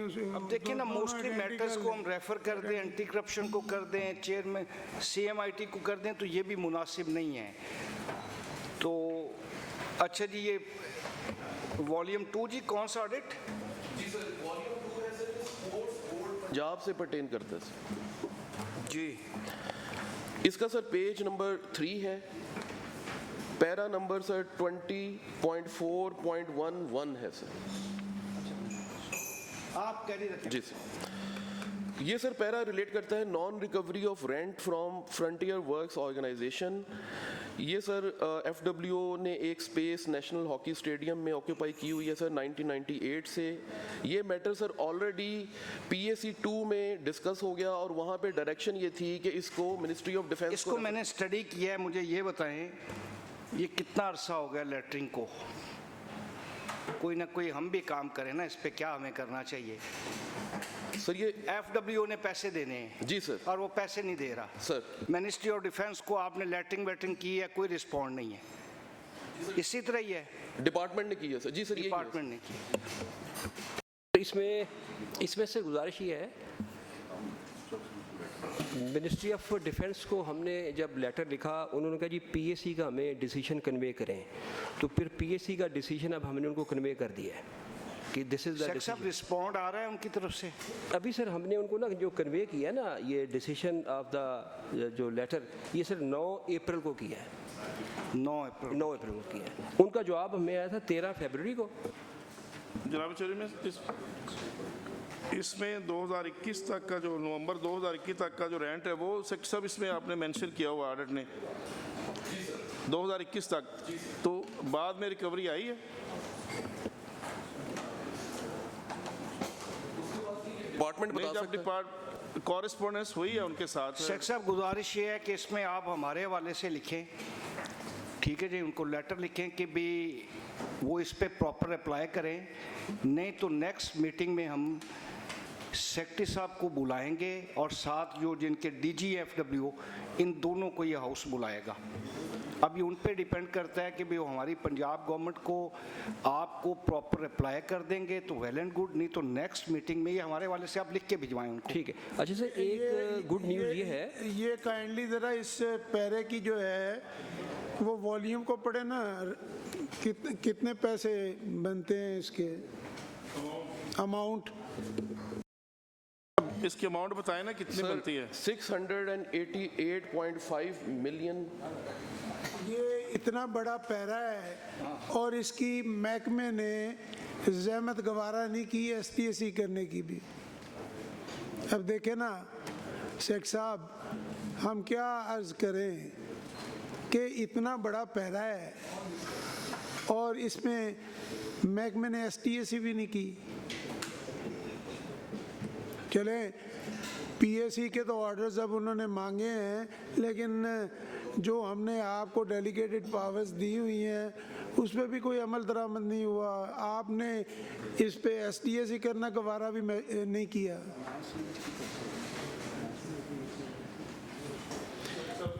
ये जो नोटिफिकेशन है इसका सेक्रेटरी साहब, ये मैं आपसे पूछ रहा हूँ कि महकमे को आपने कितना अर्सा पहले नोटिस भेजा कि आपने ये मीटिंग होगी और आपने तैयारी करके आना है?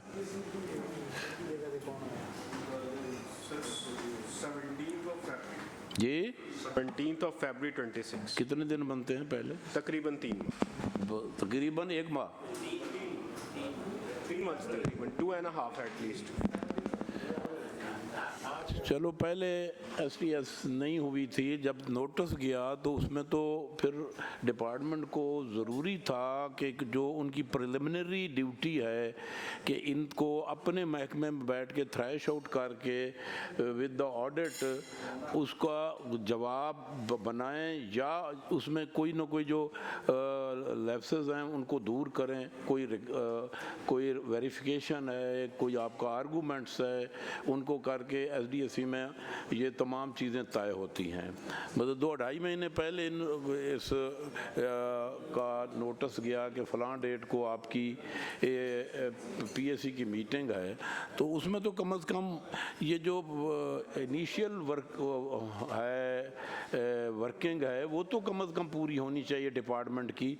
मतलब डिपार्टमेंट कर क्या रहा है, वो बस नोटिस गया और उसको रद्दी की टोकर में रख दिया और जिस दिन मीटिंग हुई उस दिन यहाँ तशरीफ ले आए और खामोश होकर वापस चले गए। जनाब चेयरमैन, मेरी इसमें राय है।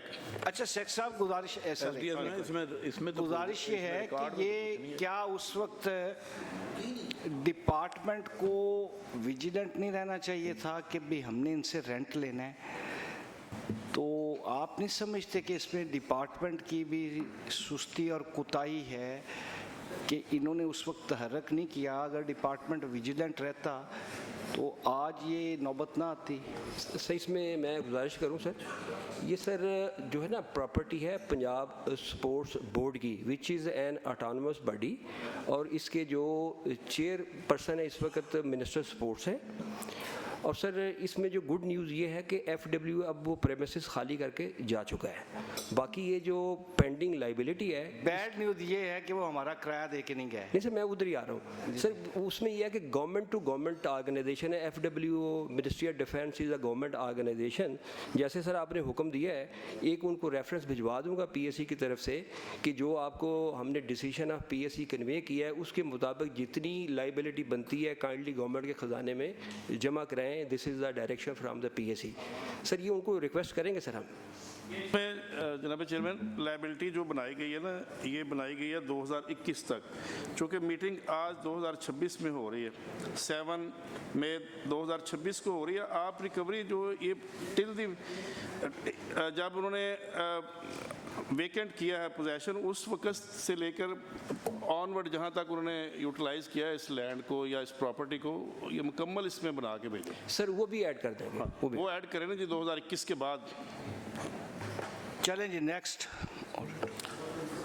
सर नेक्स्ट पैरा है sir page number 5, para number sir 20.4.114 है सर।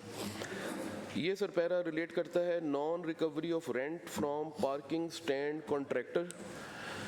इसमें सर ऑडिट का ये कहना है कि 3.7 मिलियन की अमाउंट रिकवर करनी थी, जबकि 2.5 मिलियन की गई है, जिसकी वजह से 1.2 मिलियन अभी भी आउटस्टैंडिंग है। इसमें सर डिपार्टमेंट का कहना ये है कि वो कुछ पीरियड कोविड का था जो सर हम एक्सेप्ट करते हैं, और कुछ कह रहे हैं कि सिक्योरिटी और PSL के मैचेस की वजह से वहाँ पे नहीं हो सकी। हमारा सर इस पे प्री PSC में भी कमेटी ने डिपार्टमेंट के वर्जन को एक्सेप्ट नहीं किया था और पैरे को पेंड रखा था कि ये जो पीरियड जहाँ पे पार्किंग की फीस वसूल नहीं की गई कॉन्ट्रैक्टर से, उसको वो जस्टिफाई कर दें। अदर देन जो कोविड है, कोविड को सर हम एक्सेप्ट करते हैं, जिसमें सिक्योरिटी और PSL मैचेस हैं, उनके कोई नोटिफिकेशंस दिखाएं या वो कैलकुलेशन की बेसिस क्या है कि जिनकी बुनियाद पे वो उतने पैसे उनसे नहीं लिए गए। ये कॉन्ट्रैक्ट अवार्ड कौन से सन में किया गया? ये सर डिपार्टमेंट बता सकता है कि सर 19 में कोविड शुरू 2021 सर जी 2021 सर 2021 19। अच्छा DG साहब क्या कहेंगे आप, जो रिमेनिंग रिकवरी है? इसमें गुजारिश ये है कि इसमें जो दिसंबर में पेमेंट की थी ना सर इसने कॉन्ट्रैक्टर ने, उसके साथ 2 बिल थे। एक बिल जो है वो ऑडिट ने नहीं देखा, वो था 2,58,334 रुपये का, वो हम इनको दिखा देते हैं। और एक सर जो वो बनता था ना सर ओवर एंड अबव जो इसकी रिकवरी थी, वो 14,000 कुछ रुपए थी, वो उसने जमा करवा दी है, उसकी हमारे पास रसीद अवेलेबल है जी। ऑडिट ये सर वेरीफाई करवा दें हम सब्जेक्ट टू वेरिफिकेशन जी। नेक्स्ट आ जाए। Next para sir page number 10 of the working paper है सर, पैरा नंबर 20.4.122 है सर। ये सर पैरा पर्टेन करता था non recovery of rent from environment protection department, जिसमें सर इन्होंने सर रिकवर कर लिया है रेंट, और सर इसकी बुनियाद पे हमने उसको वेरीफाई भी कर लिया है। ये रिकमेंडेड फॉर सेटलमेंट के लिए कर रहे हैं सर। सेटल जी। नेक्स्ट आ जाए। नेक्स्ट है सर इसमें रिकवरी होगी हुई है? रिकवरी हो गई, वेरीफाई भी हो गई। ओके जी नेक्स्ट आ जाए। Sir next page number 12 of the working paper है। ये सर पैरा पर्टेन करता है unauthorise placement of funds in commercial bank account 40 million का सर। ऑडिट का सर इसमें एतराज़ ये है कि गवर्नमेंट ने असाइनमेंट अकाउंट में पैसे दिए जिसको unauthorisedly in against the directions of the procedural mistake है इसमें। नहीं सर, एक तो सर वो डायरेक्शंस की वायलेशन है फाइनेंस की, और लम सम पैसे निकाल के अपने अकाउंट में रख लिए, और सर फिर उसका जो डिसबर्समेंट है वो भी सर अभी तक वेरीफाई नहीं हो रहा। इन्होंने सर जो 40 मिलियन की ये कह रहे हैं कि हमने डिसबर्समेंट कर दी है, लेकिन जो रिकॉर्ड प्रोड्यूस किया है वो सर उसमें से एक पोर्शन वो पिछले साल का रिकॉर्ड है जो कि इस साल से पर्टेन नहीं करता। इसमें सर हमारी रिक्वेस्ट ये है कि वो रेलेवेंट रिकॉर्ड डिसबर्समेंट को अगर हमें साबित कर दें, और क्योंकि सर जब पैसे आए वो सर पैसे आए थे मार्च में, अप्रैल में से, अप्रैल से लेके जून तक आउट ऑफ 40 मिलियन सिर्फ 9,21,000 रुपया खर्च हुआ। आपने रेलिवेंट रिकॉर्ड की वेरिफिकेशन के मुतालिक लिखा है इसमें। जी डीजी साहब। सर रिकॉर्ड मौजूद है। नहीं, पहले तो ये बताएं ना कि पैसे जो है डिपॉजिट कब हुए। प्राइवेट अकाउंट ये 40 मिलियन का पैरा है ना? जी सर 40 मिलियन का है ये सर। एजी पंजाब से जब अथॉरिटी आई वो आई 28/3/2022 को सर। 28/3/2022 को। और सर डिपार्टमेंट ने इसको इनकैश करवा के अपने बैंक में रख लिया 10/4/2022 को। 10/4/2022 को अपने अकाउंट में रख लिया। Against the direction of that authority, उसमें स्पेसिफिकली लिखा हुआ है कि आप नहीं कर सकते। नहीं कर सकते, ये एनॉमली है, ठीक है। अच्छा, इसमें से फिर पैसे दोबारा जो है वो असल अकाउंट में कब गए? सर खर्चा उसके बाद हुआ। अगर ये असाइनमेंट उसी अकाउंट से डिस्पर्स हो गए जो इनका अपना कमर्शियल अकाउंट है सर। उसी से डिस्बर्समेंट होती रही? जी सर। अच्छा, वो कब हुई? सर वो जून तक, अप्रैल से लेके जून तक सिर्फ 9,21,000 हुई। नहीं बकाया सर फिर अगले सालों में तो उतनी देर वो पड़ा रहा। नहीं, वो पड़ा रहा। किस अकाउंट में पड़ा रहा? वो उसके अंदर कोई प्रॉफिट भी मिलता रहा? सर कमर्शियल अकाउंट में पड़ा रहा। प्रॉफिट के हवाले से सर डिपार्टमेंट बताएगा कि क्या उसमें मिला या नहीं मिला, वो उसका सर इस पैरेज में अभी हमारे पास उसकी डिटेल नहीं है। हमारा एतराज़ ये है कि एक तो उसको रखना गलत था कमर्शियल अकाउंट में, अदरवाइज ये जून में लैप्स हो जाते, गवर्नमेंट के पास वापस चले जाते।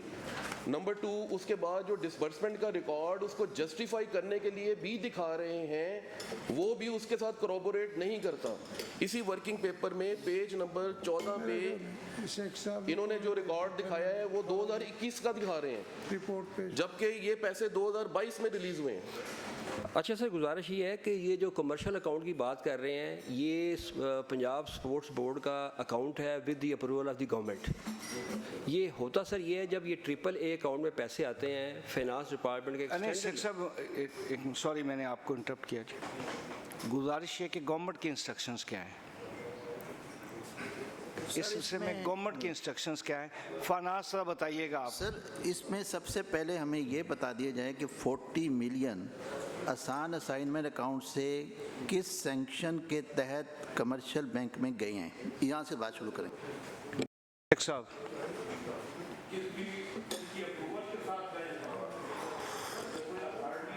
सर स्पोर्ट्स बोर्ड का ये गज़ट है, इसमें जो स्पोर्ट्स बोर्ड का जो अकाउंट है उसमें गवर्नमेंट की मुख्तलिफ जितनी भी ग्रांट्स आती हैं, जिसमें ये भी शामिल है सर, वो सारी उस अकाउंट में वो शिफ्ट हो सकती हैं अकॉर्डिंग टू सर ये सेक्शन 37 फंड्स अकाउंट्स एंड इसमें जो फाइनेंस वालों का पॉइंट ऑफ व्यू है भी, जो आपने कमर्शियल बैंक में ये जो 14 मिलियन है आपने भेजा, किस अथॉरिटी ने इसकी अप्रूवल सर? ये कानून है।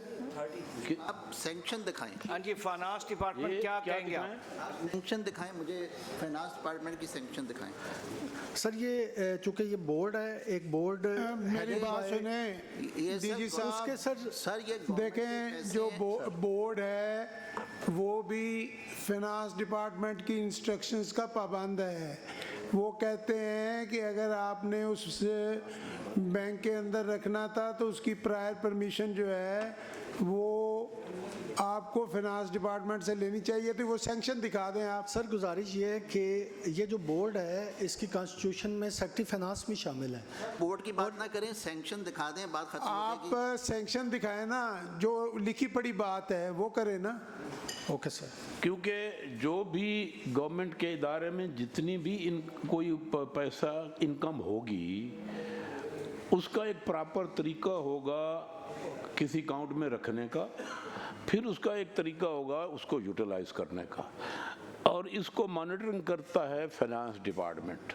कोई भी अगर आप किसी बैंक से बैंक थ्रू किसी बैंक और में जाएंगे तो डेफिनेटली उसमें पहले आप प्रायर अप्रूवल लेंगे फाइनेंस सेक्रेटरी से कि हमें यहाँ से ज़्यादा प्रॉफिट मिल रहा है। वो कोई बुरी बात नहीं होती, लेकिन एक को जो आपके डिपार्टमेंट जो सरकारी तरीक़ाकार है उसको अडाप्ट करना होता है, अदरवाइज उस पर क्वेश्चन होते हैं। जैसे आप फाइनेंस वालों का नुमाइंदा कह रहा है कि जो सैंक्शन है आपकी कमर्शियल बैंक में रखने की, जब आपने पैसे रखे हैं उसकी सैंक्शन दिखाएं। बोर्ड में तो कई चीज़ें डिस्कस होती हैं, उसमें बोर्ड की कई फंक्शंस हैं उसमें होते हैं। जब आपने ये कमर्शियल बैंक में रखा, कोई आपकी नीयत उसमें नहीं है, बेहतर होगा, उसमें प्रॉफिट ज़्यादा होगा, लेकिन उसको थ्रू प्रॉपर चैनल रखना होता है।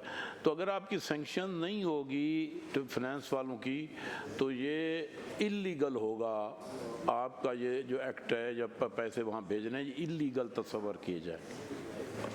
सर गुजारिश ये है कि जो पंजाब स्पोर्ट्स बोर्ड है, मैं आपसे सबमिशन ये करूँगा, एक दफ़ा आप उसकी कंपोजिशन देख लें, उसकी कंपोजिशन में कौन कौन बंदे बैठे हुए हैं और गवर्नमेंट ने उनको क्या मैंडेट दिया काम करने का। ऑटोनोमस बॉडीज़ बनाने का मेन मकसद ये है कि ताकि थोड़ा सा ईज़ हो के काम किया जाए। अगर गवर्नमेंट डिपार्टमेंट होगा, जैसे मैं इस वक्त सेक्रेटरी, उसमें फिर ये सर जो मामला आते हैं ना, मनोवन जैसे गवर्नमेंट कहती है उसके मुताबिक चलते हैं। गवर्नमेंट ने कंपनीज क्यों बनाई? सेक्शन 42 ताकि ईज़ हो के काम चले। ऑटोनमस बॉडीज़ क्यों बनाई जैसे एलडी है, ताकि ईजी हो के अपने फाइनेंशियल और एडमिनिस्ट्रेटिव डिसीजन ले सकें। अब सर ये जो पैसे आए थे ये हमने डिस्ट्रीब्यूट कर रहे थे डिफरेंट वेटरन्स को, प्लेयर्स को, जो डिज़र्विंग लोग थे। अब सर जो 40 मिलियन की ग्रांट आ गई, हमने इसलिए उठा के रख लिया अपने कमर्शियल अकाउंट में जो अप्रूव्ड बाय द गवर्नमेंट, और उसकी मॉनिटरिंग हर चीज़ बोर्ड के आगे प्लेस होती है, and board again approved by this August Punjab assembly sir. तो सर उसमें एक ही उसकी जो पैनी है। आपकी गुफ्तगू सुन ली है, समझ भी गया हूँ।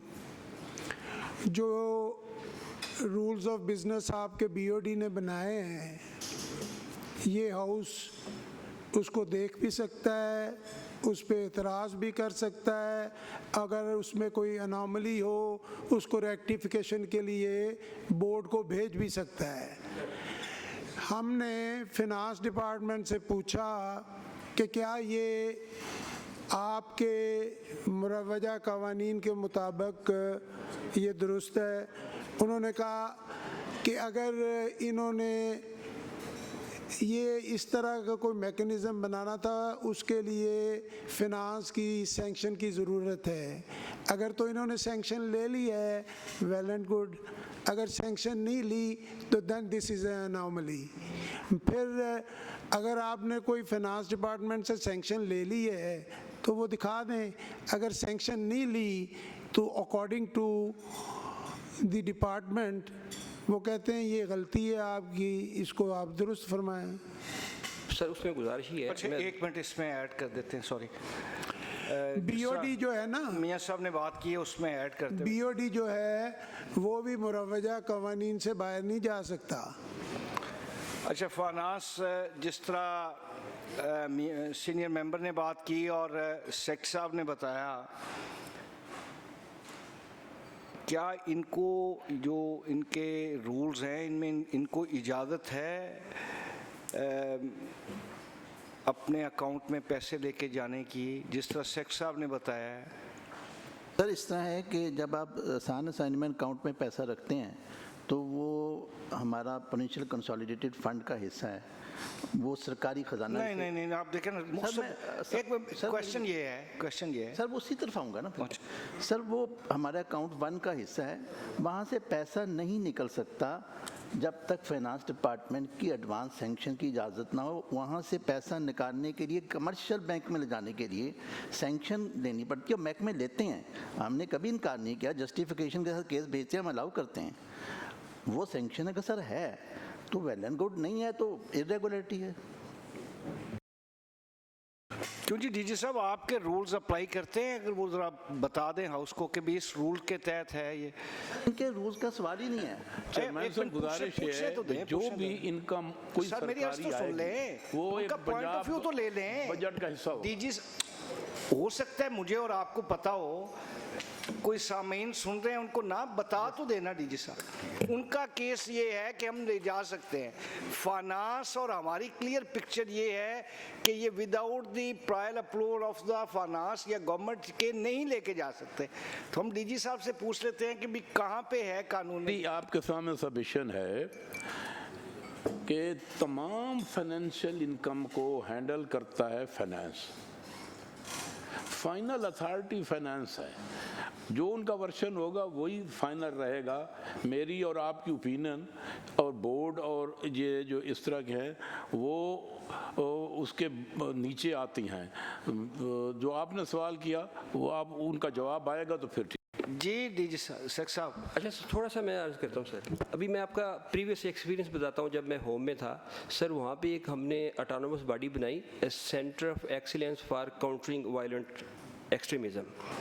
उसमें सर ख्वाजा सलमान रफ़ीक साहब उसको चेयर करते हैं। वहाँ पे एजेंडा आइटम डिस्कस हुए, उसमें एडिशनल सेक्रेटरी फाइनेंस से आए हुए थे। एक सर उसमें ये एजेंडा आइटम डिस्कस हुआ, बोर्ड ने ये अप्रूव किया कि जो non official member meeting attend करेंगे। शेख साहब इसको मुख्तसर करते हैं सर, आप इस तरह करें, डिपार्टमेंट इस तरह करे कि सेम अपना पॉइंट ऑफ व्यू आप लिख के भिजवाएं फाइनेंस को, फाइनेंस इस पे तहरीरी तौर पे लिख के हमें भिजवा दें। सर मैं वही अर्ज़ करने लगा था, उस मीटिंग में एडिशनल सेक्रेटरी साहब तशरीफ़ लाए हुए थे। उन्होंने कहा जी कि बोर्ड का फैसला बिल्कुल ठीक है, लेकिन इसकी आपने रेटिफिकेशन फ्राम फाइनेंस करानी है। अब ये जो BOD है इसमें फाइनेंस इज़ देयर, ये सब जब एजेंडा आइटम उस BOD में आएगा तो फाइनेंस का बंदा उधर बैठा होगा, वो अगर कह देगा कि जी आप ये ऐसा कर लें तो सर हम कर लेंगे। तो सर ये थोड़ी सी ऑटोनॉमी हमें भी दे सर काम करने के लिए। इसमें सेक्रेटरी साहब कोई ऐसी कोई अभाम वाली बात नहीं है, ये एक लेटर लिखना है, उसको आप उसको देख लें। अगर वो समझते हैं कि आपकी जो प्रोसेस है वो ठीक है तो उसमें ये जो अभाम है वो भी निकल जाएगा। अगर उनकी अप्रूवल होगी तो वो अप्रूवल भी दे देंगे, इसमें कोई इतनी बड़ी बात नहीं है। लेकिन इसमें आपको सैंक्शन के लिए जाना पड़ेगा, ये आप बाद में भी देखना।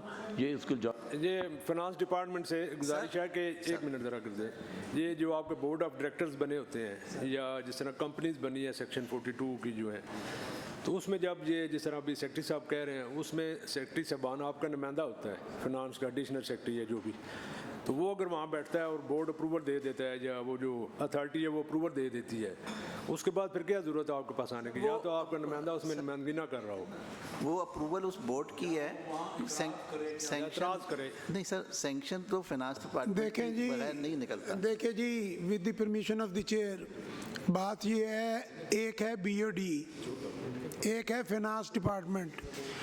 BOD की कॉन्स्टिट्यूशन के अंदर बहुत सारे डिफरेंट डिपार्टमेंट्स के लोग बैठे होते हैं, उनका डिसीजन फाइनेंस डिपार्टमेंट पे बाइंडिंग नहीं है। फाइनेंस डिपार्टमेंट के अपने रूल्स हैं, अपने रेगुलेशंस हैं, उनसे आपको सैंक्शन लेनी मैंडेटरी है, जो अब तक मैं समझा हूँ। तो इसलिए आई रिक्वेस्ट द चेयर कि फाइनेंस डिपार्टमेंट के अंदर एक कमेटी बना दें और वो इसे थ्रैश आउट करे इशू को और हमारे पास लेके आए। मियाँ साहब गुजारिश है कि जिस नवानी साहब अगर इजाज़त दें तो आप इसका हल निकालते हैं ना, ये तो डिबेट चल रही ना, हम फाइनेंस को ही बॉल दे रहे ना। सेम मैटर डिपार्टमेंट लिख के आपकी तरफ भिजवाता है अपना पॉइंट ऑफ व्यू, फाइनेंस उस पर डिटेल से अपनी हाउस में दे दे, उस वक्त तक हम इसको पेंडिंग कर रहे हैं। सर इसमें गुजारिश ही है कि ये जो आपकी रूलिंग होगी, ये सर जो मेरी understanding I, may be wrong, उसके बाद अपना फैसला दे दीजिएगा। ये सर मैं लेके जाऊंगा बीओडी में, जिसको मिनिस्टर स्पोर्ट्स चेयर करते हैं, बाकी आपके एमपी एमएनए हैं, वो सर जैसे यू आर राइट, आप बीओडी में ले जाएं और बीओडी वाला प्रोसेस कंप्लीट करने के बाद फाइनेंस को भिजवा दें। फिर आपका डायरेक्टिव है, ये हमें आएगा सर, ये बीओडी पीएससी का डायरेक्टिव है। शेख साहब, हम इसका रास्ता निकालना चाहते हैं, तो अगर डायरेक्शन फाइनेंस डिपार्टमेंट को दे रहे हैं, हम भी फाइनेंस डिपार्टमेंट ये टेकअप करेगा। पर बेशक हमें दें, हम इनको लिखेंगे कि पीएससी का ये डायरेक्टिव है, हमें डिटेल दें सारी। हाँ, और फिर हम अपना फैसला उस पर लिख के दे देंगे। जी बिल्कुल ठीक है। जी जनाब चेयरमैन, अगर इस तरह जिस तरह सेक्रेटरी साहब फरमा रहे हैं, इस तरह तो फिर सारे डिपार्टमेंट कहेंगे हमें फाइनेंस से ज़रूरत ही नहीं है, ये तो एक सिलसिला चल खड़ा हो जाएगा।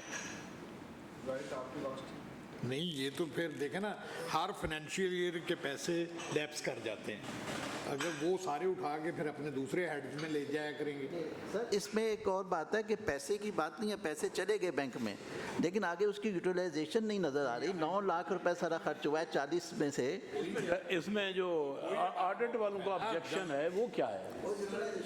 सर हमारा उस पे हमारा यही मौकफ है ना कि वो पैसे तो फिर साइड पे पड़े हैं, उनका किसी को ना पता है ना कोई उसका, अगर वो ऑडिट निशानदेही ना करे तो वो उस अकाउंट में पड़े रहेंगे।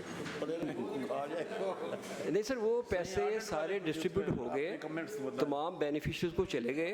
तो सर इसमें मेरी गुजारिश ये है कि अगर इतना स्ट्रिक्ट आप डिसिप्लिन लेके आएंगे तो फिर सर ये ऑटोनोमस बॉडीज और कंपनीज का कॉन्सेप्ट खत्म हो जाएगा, फिर तो मामला सर नहीं चलेगा। बॉडीज को ओपन कर देना कि वो जो मर्जी करते नहीं सर, ऐसे नहीं है, ऐसे ही कह रहे हैं आप। नहीं sir, autonomous body under the constitution काम करती है सर। कोई रूल्स और रेगुलेशन कोई लॉ के तहत चलनी है ना। सर मैं इजाजत में पढ़ के दूं, बोर्ड ऑफ गवर्नर्स में कौन से permission of the chair Sheikh साहब, सर आप बिला वजह यहाँ पर बहस फरमा रहे हैं।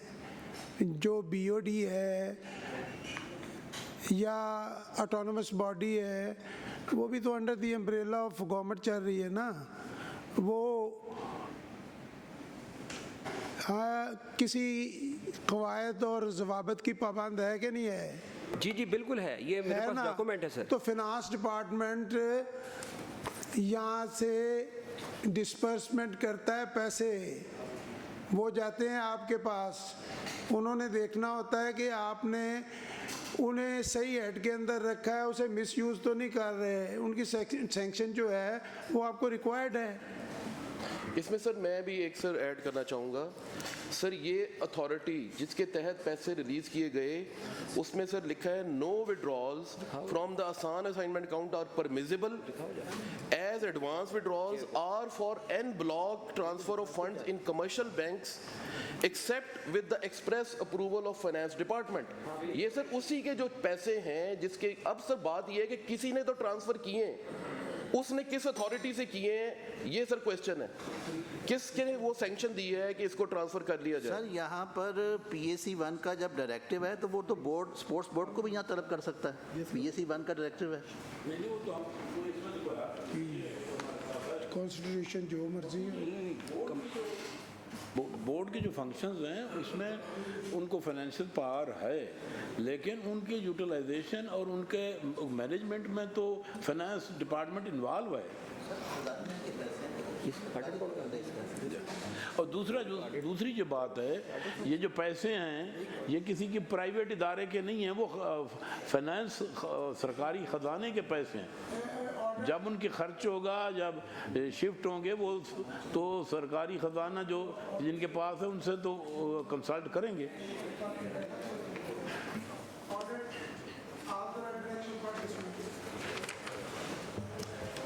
सर ये भी गुजारिश है कि ये जितने पैसे हैं बच्चों को डिस्पर्स हो चुके हैं, ये सर उसके बैंक अकाउंट्स का प्रूफ है सर। डीजी साहब एक मिनट, जरा ऑडिट, डीजी ऑडिट आप बात करें। सर नो विड्रॉल्स फ्रॉम आसान assignment account are permissible as advance withdrawals or for an block transfer of funds in commercial banks, DFIs, development financial institution except with the express approval of finance department.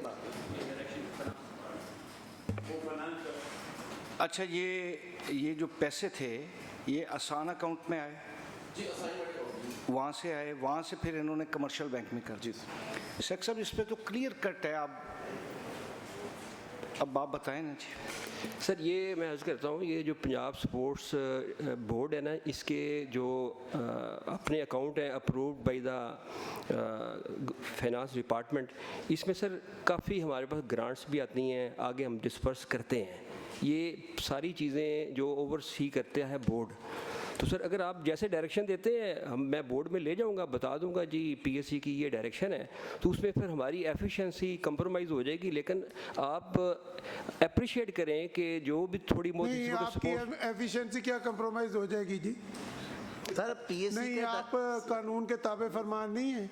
बाकी जो सारे सब institutions हैं वो efficient work नहीं कर रहे। What is this argument Sheikh साहब? सॉरी टू से ही लिखना है कि भी हमें ये करने की इजाज़त दे दीजिए, तो वो ये क्या आर्ग्यूमेंट आप दे रहे हैं कि उसकी जो है एफिशिएंसी कंप्रोमाइज़ हो जाएगी? एक सेट प्रोसीजर है, एक सेट गवर्नमेंट का जो है वो डायरेक्शंस हैं, तो वो उस डायरेक्शन को अबाइड बाय करने के बाद एफिशिएंसी जो है वो उनकी कंप्रोमाइज़ हो जाएगी। सर पीएससी का डायरेक्टिव जो है बाइंडिंग है हमारे सर के ऊपर, स्पोर्ट्स बोर्ड पर भी, आप उनको भी बुला सकते हैं। यू आर राइट शेख साहब, आप ना बड़ा एहतराम है, बड़े सीनियर आप ब्यूरोक्रेट हैं, बड़ी अच्छी सर्विसेज हैं।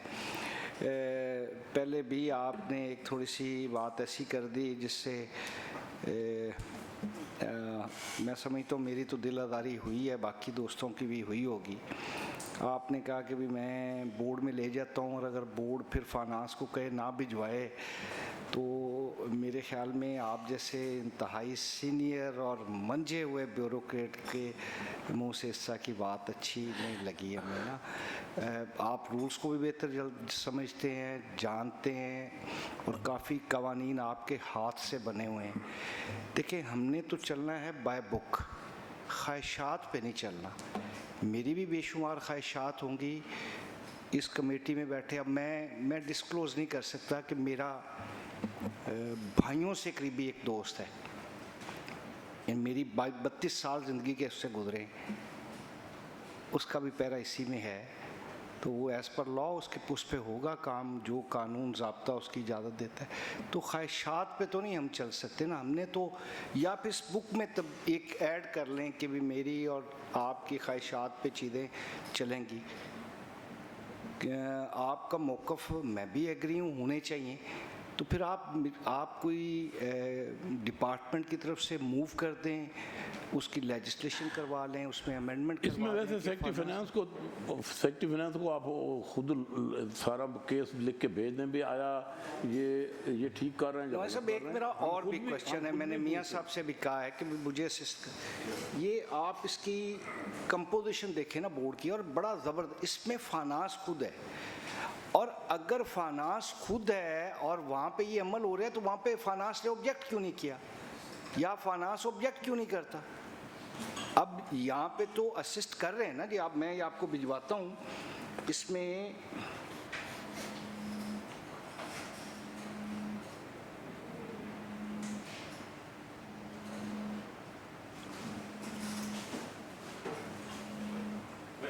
ये होता है कि वहाँ वो जो अप्रूवल होती है उनको आगे जो डिपार्टमेंट है वो रूल्स एंड प्रोसीजर के साथ उसने चलाना होता है ना, कि अगर अप्रूवल है तो उनको भेज देते हैं। फाइनेंस तो 140 ऑटोनोमस बॉडीज हैं, हर एक का मेंबर है।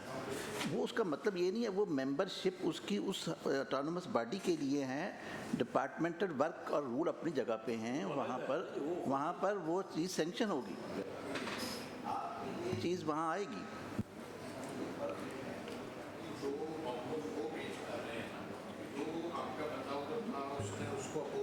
सर किया होगा, जैसे मैं यहाँ बैठा हूँ, मैं फाइनेंस डिपार्टमेंट तो नहीं हूँ ना, मैं रेप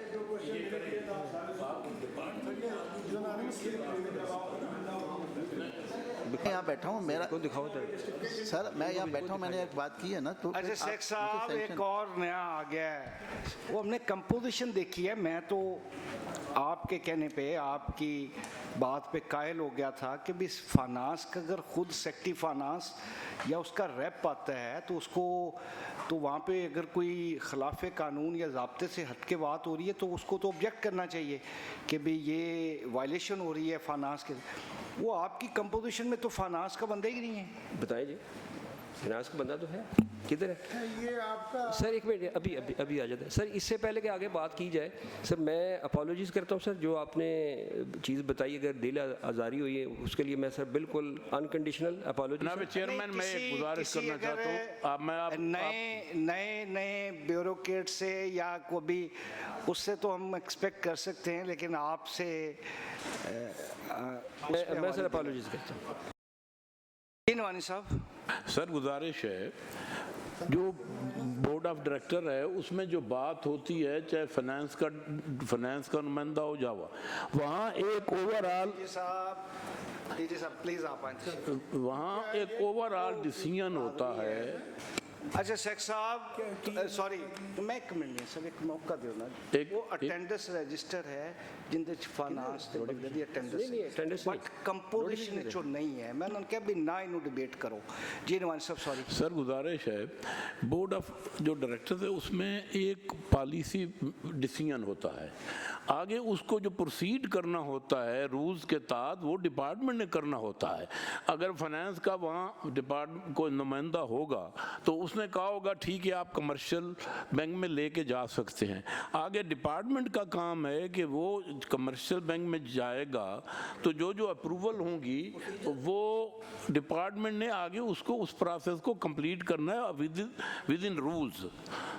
तो ये ज़रूरी नहीं है कि अगर वहाँ नुमाइंदा बैठे तो वो ये उसने तो नहीं अपोज किया कि कमर्शियल में जा सकते हैं। जब कमर्शियल अकाउंट में जाएगा वो अकाउंट जाएगा तो उसका जो प्रोसीजर होगा वो तो अडॉप्ट डिपार्टमेंट ने करना है ना, बोर्ड ऑफ डायरेक्टर ने तो एक इजाज़त दे दी। सर प्रोसीजर तो सैंक्शन का लेटर मिलता है, वो तो लेना ज़रूरी है। ले सर, जैसे अब डायरेक्शन दे दिए सर, हम आपको भिजवा देते हैं जी रेफरेंस। अच्छा फाइनेंस अभी थोड़ी सी तैसी, आप ये देखिए ना, ये जो कंपोजिशन है इनके बोर्ड की, इसमें तो आपका सेक्रेटरी खुद मेंबर है। सर इसमें गुजारिश है कि ये 140 ऑटोनोमस बॉडीज और 56 कंपनियां हैं, हम हर एक के मेंबर हैं 200 से ऊपर।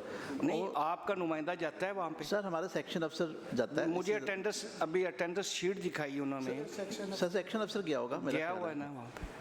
तो सर उसके बावजूद भी जो रूल्स ऑफ बिजनेस हैं उसमें सैंक्शन को वेव ऑफ नहीं किया जा सकता। सैंक्शन फाइनेंस डिपार्टमेंट ने अप्रूवल ऑफ फाइनेंस सेक्रेटरी देनी होती है, वहाँ बात होती है कि ये चीज़ करनी है, उसके बाद महकमे ने उसको फिर टेकअप करना है under the rules of business के भी सैंक्शन देने में, क्योंकि फिर ऑडिट अफसर के पास जानी है, उससे बिल पास करना है, उसको क्या पता कि सैंक्शन क्या है। सर ये 200 आप बता रहे हैं बॉडियाँ, ये तो फिर सारा दिन यही एक्सरसाइज होती रही होगी। ये हर महकमा करता है, ये कि देते हैं हमसे सैंक्शन देते हैं सर, हमसे कोई ऐसी बात अच्छा नहीं। इस पे ऑलरेडी ना इसको लास्ट को कंक्लूड करते हुए लास्ट शिक्षा वही डायरेक्शन जो इशू हमने की है कि आप अपना डिटेल से अपना केस आप पुटअप कर दें फाइनेंस को हम डायरेक्ट कर दें कि विद इन 30 डेज आप उस पर अपनी ओपिनियन, ठीक है ना जी, वो आप इस हाउस को अप्राइज कर दें जी। थैंक यू वेरी मच जी। मीटिंग को एंड करते हैं। आपके आने का बहुत शुक्रिया। डीजी साहब नेक्स्ट टाइम ज़रा प्रिपेयर होके आएँ आप। Thank you very much.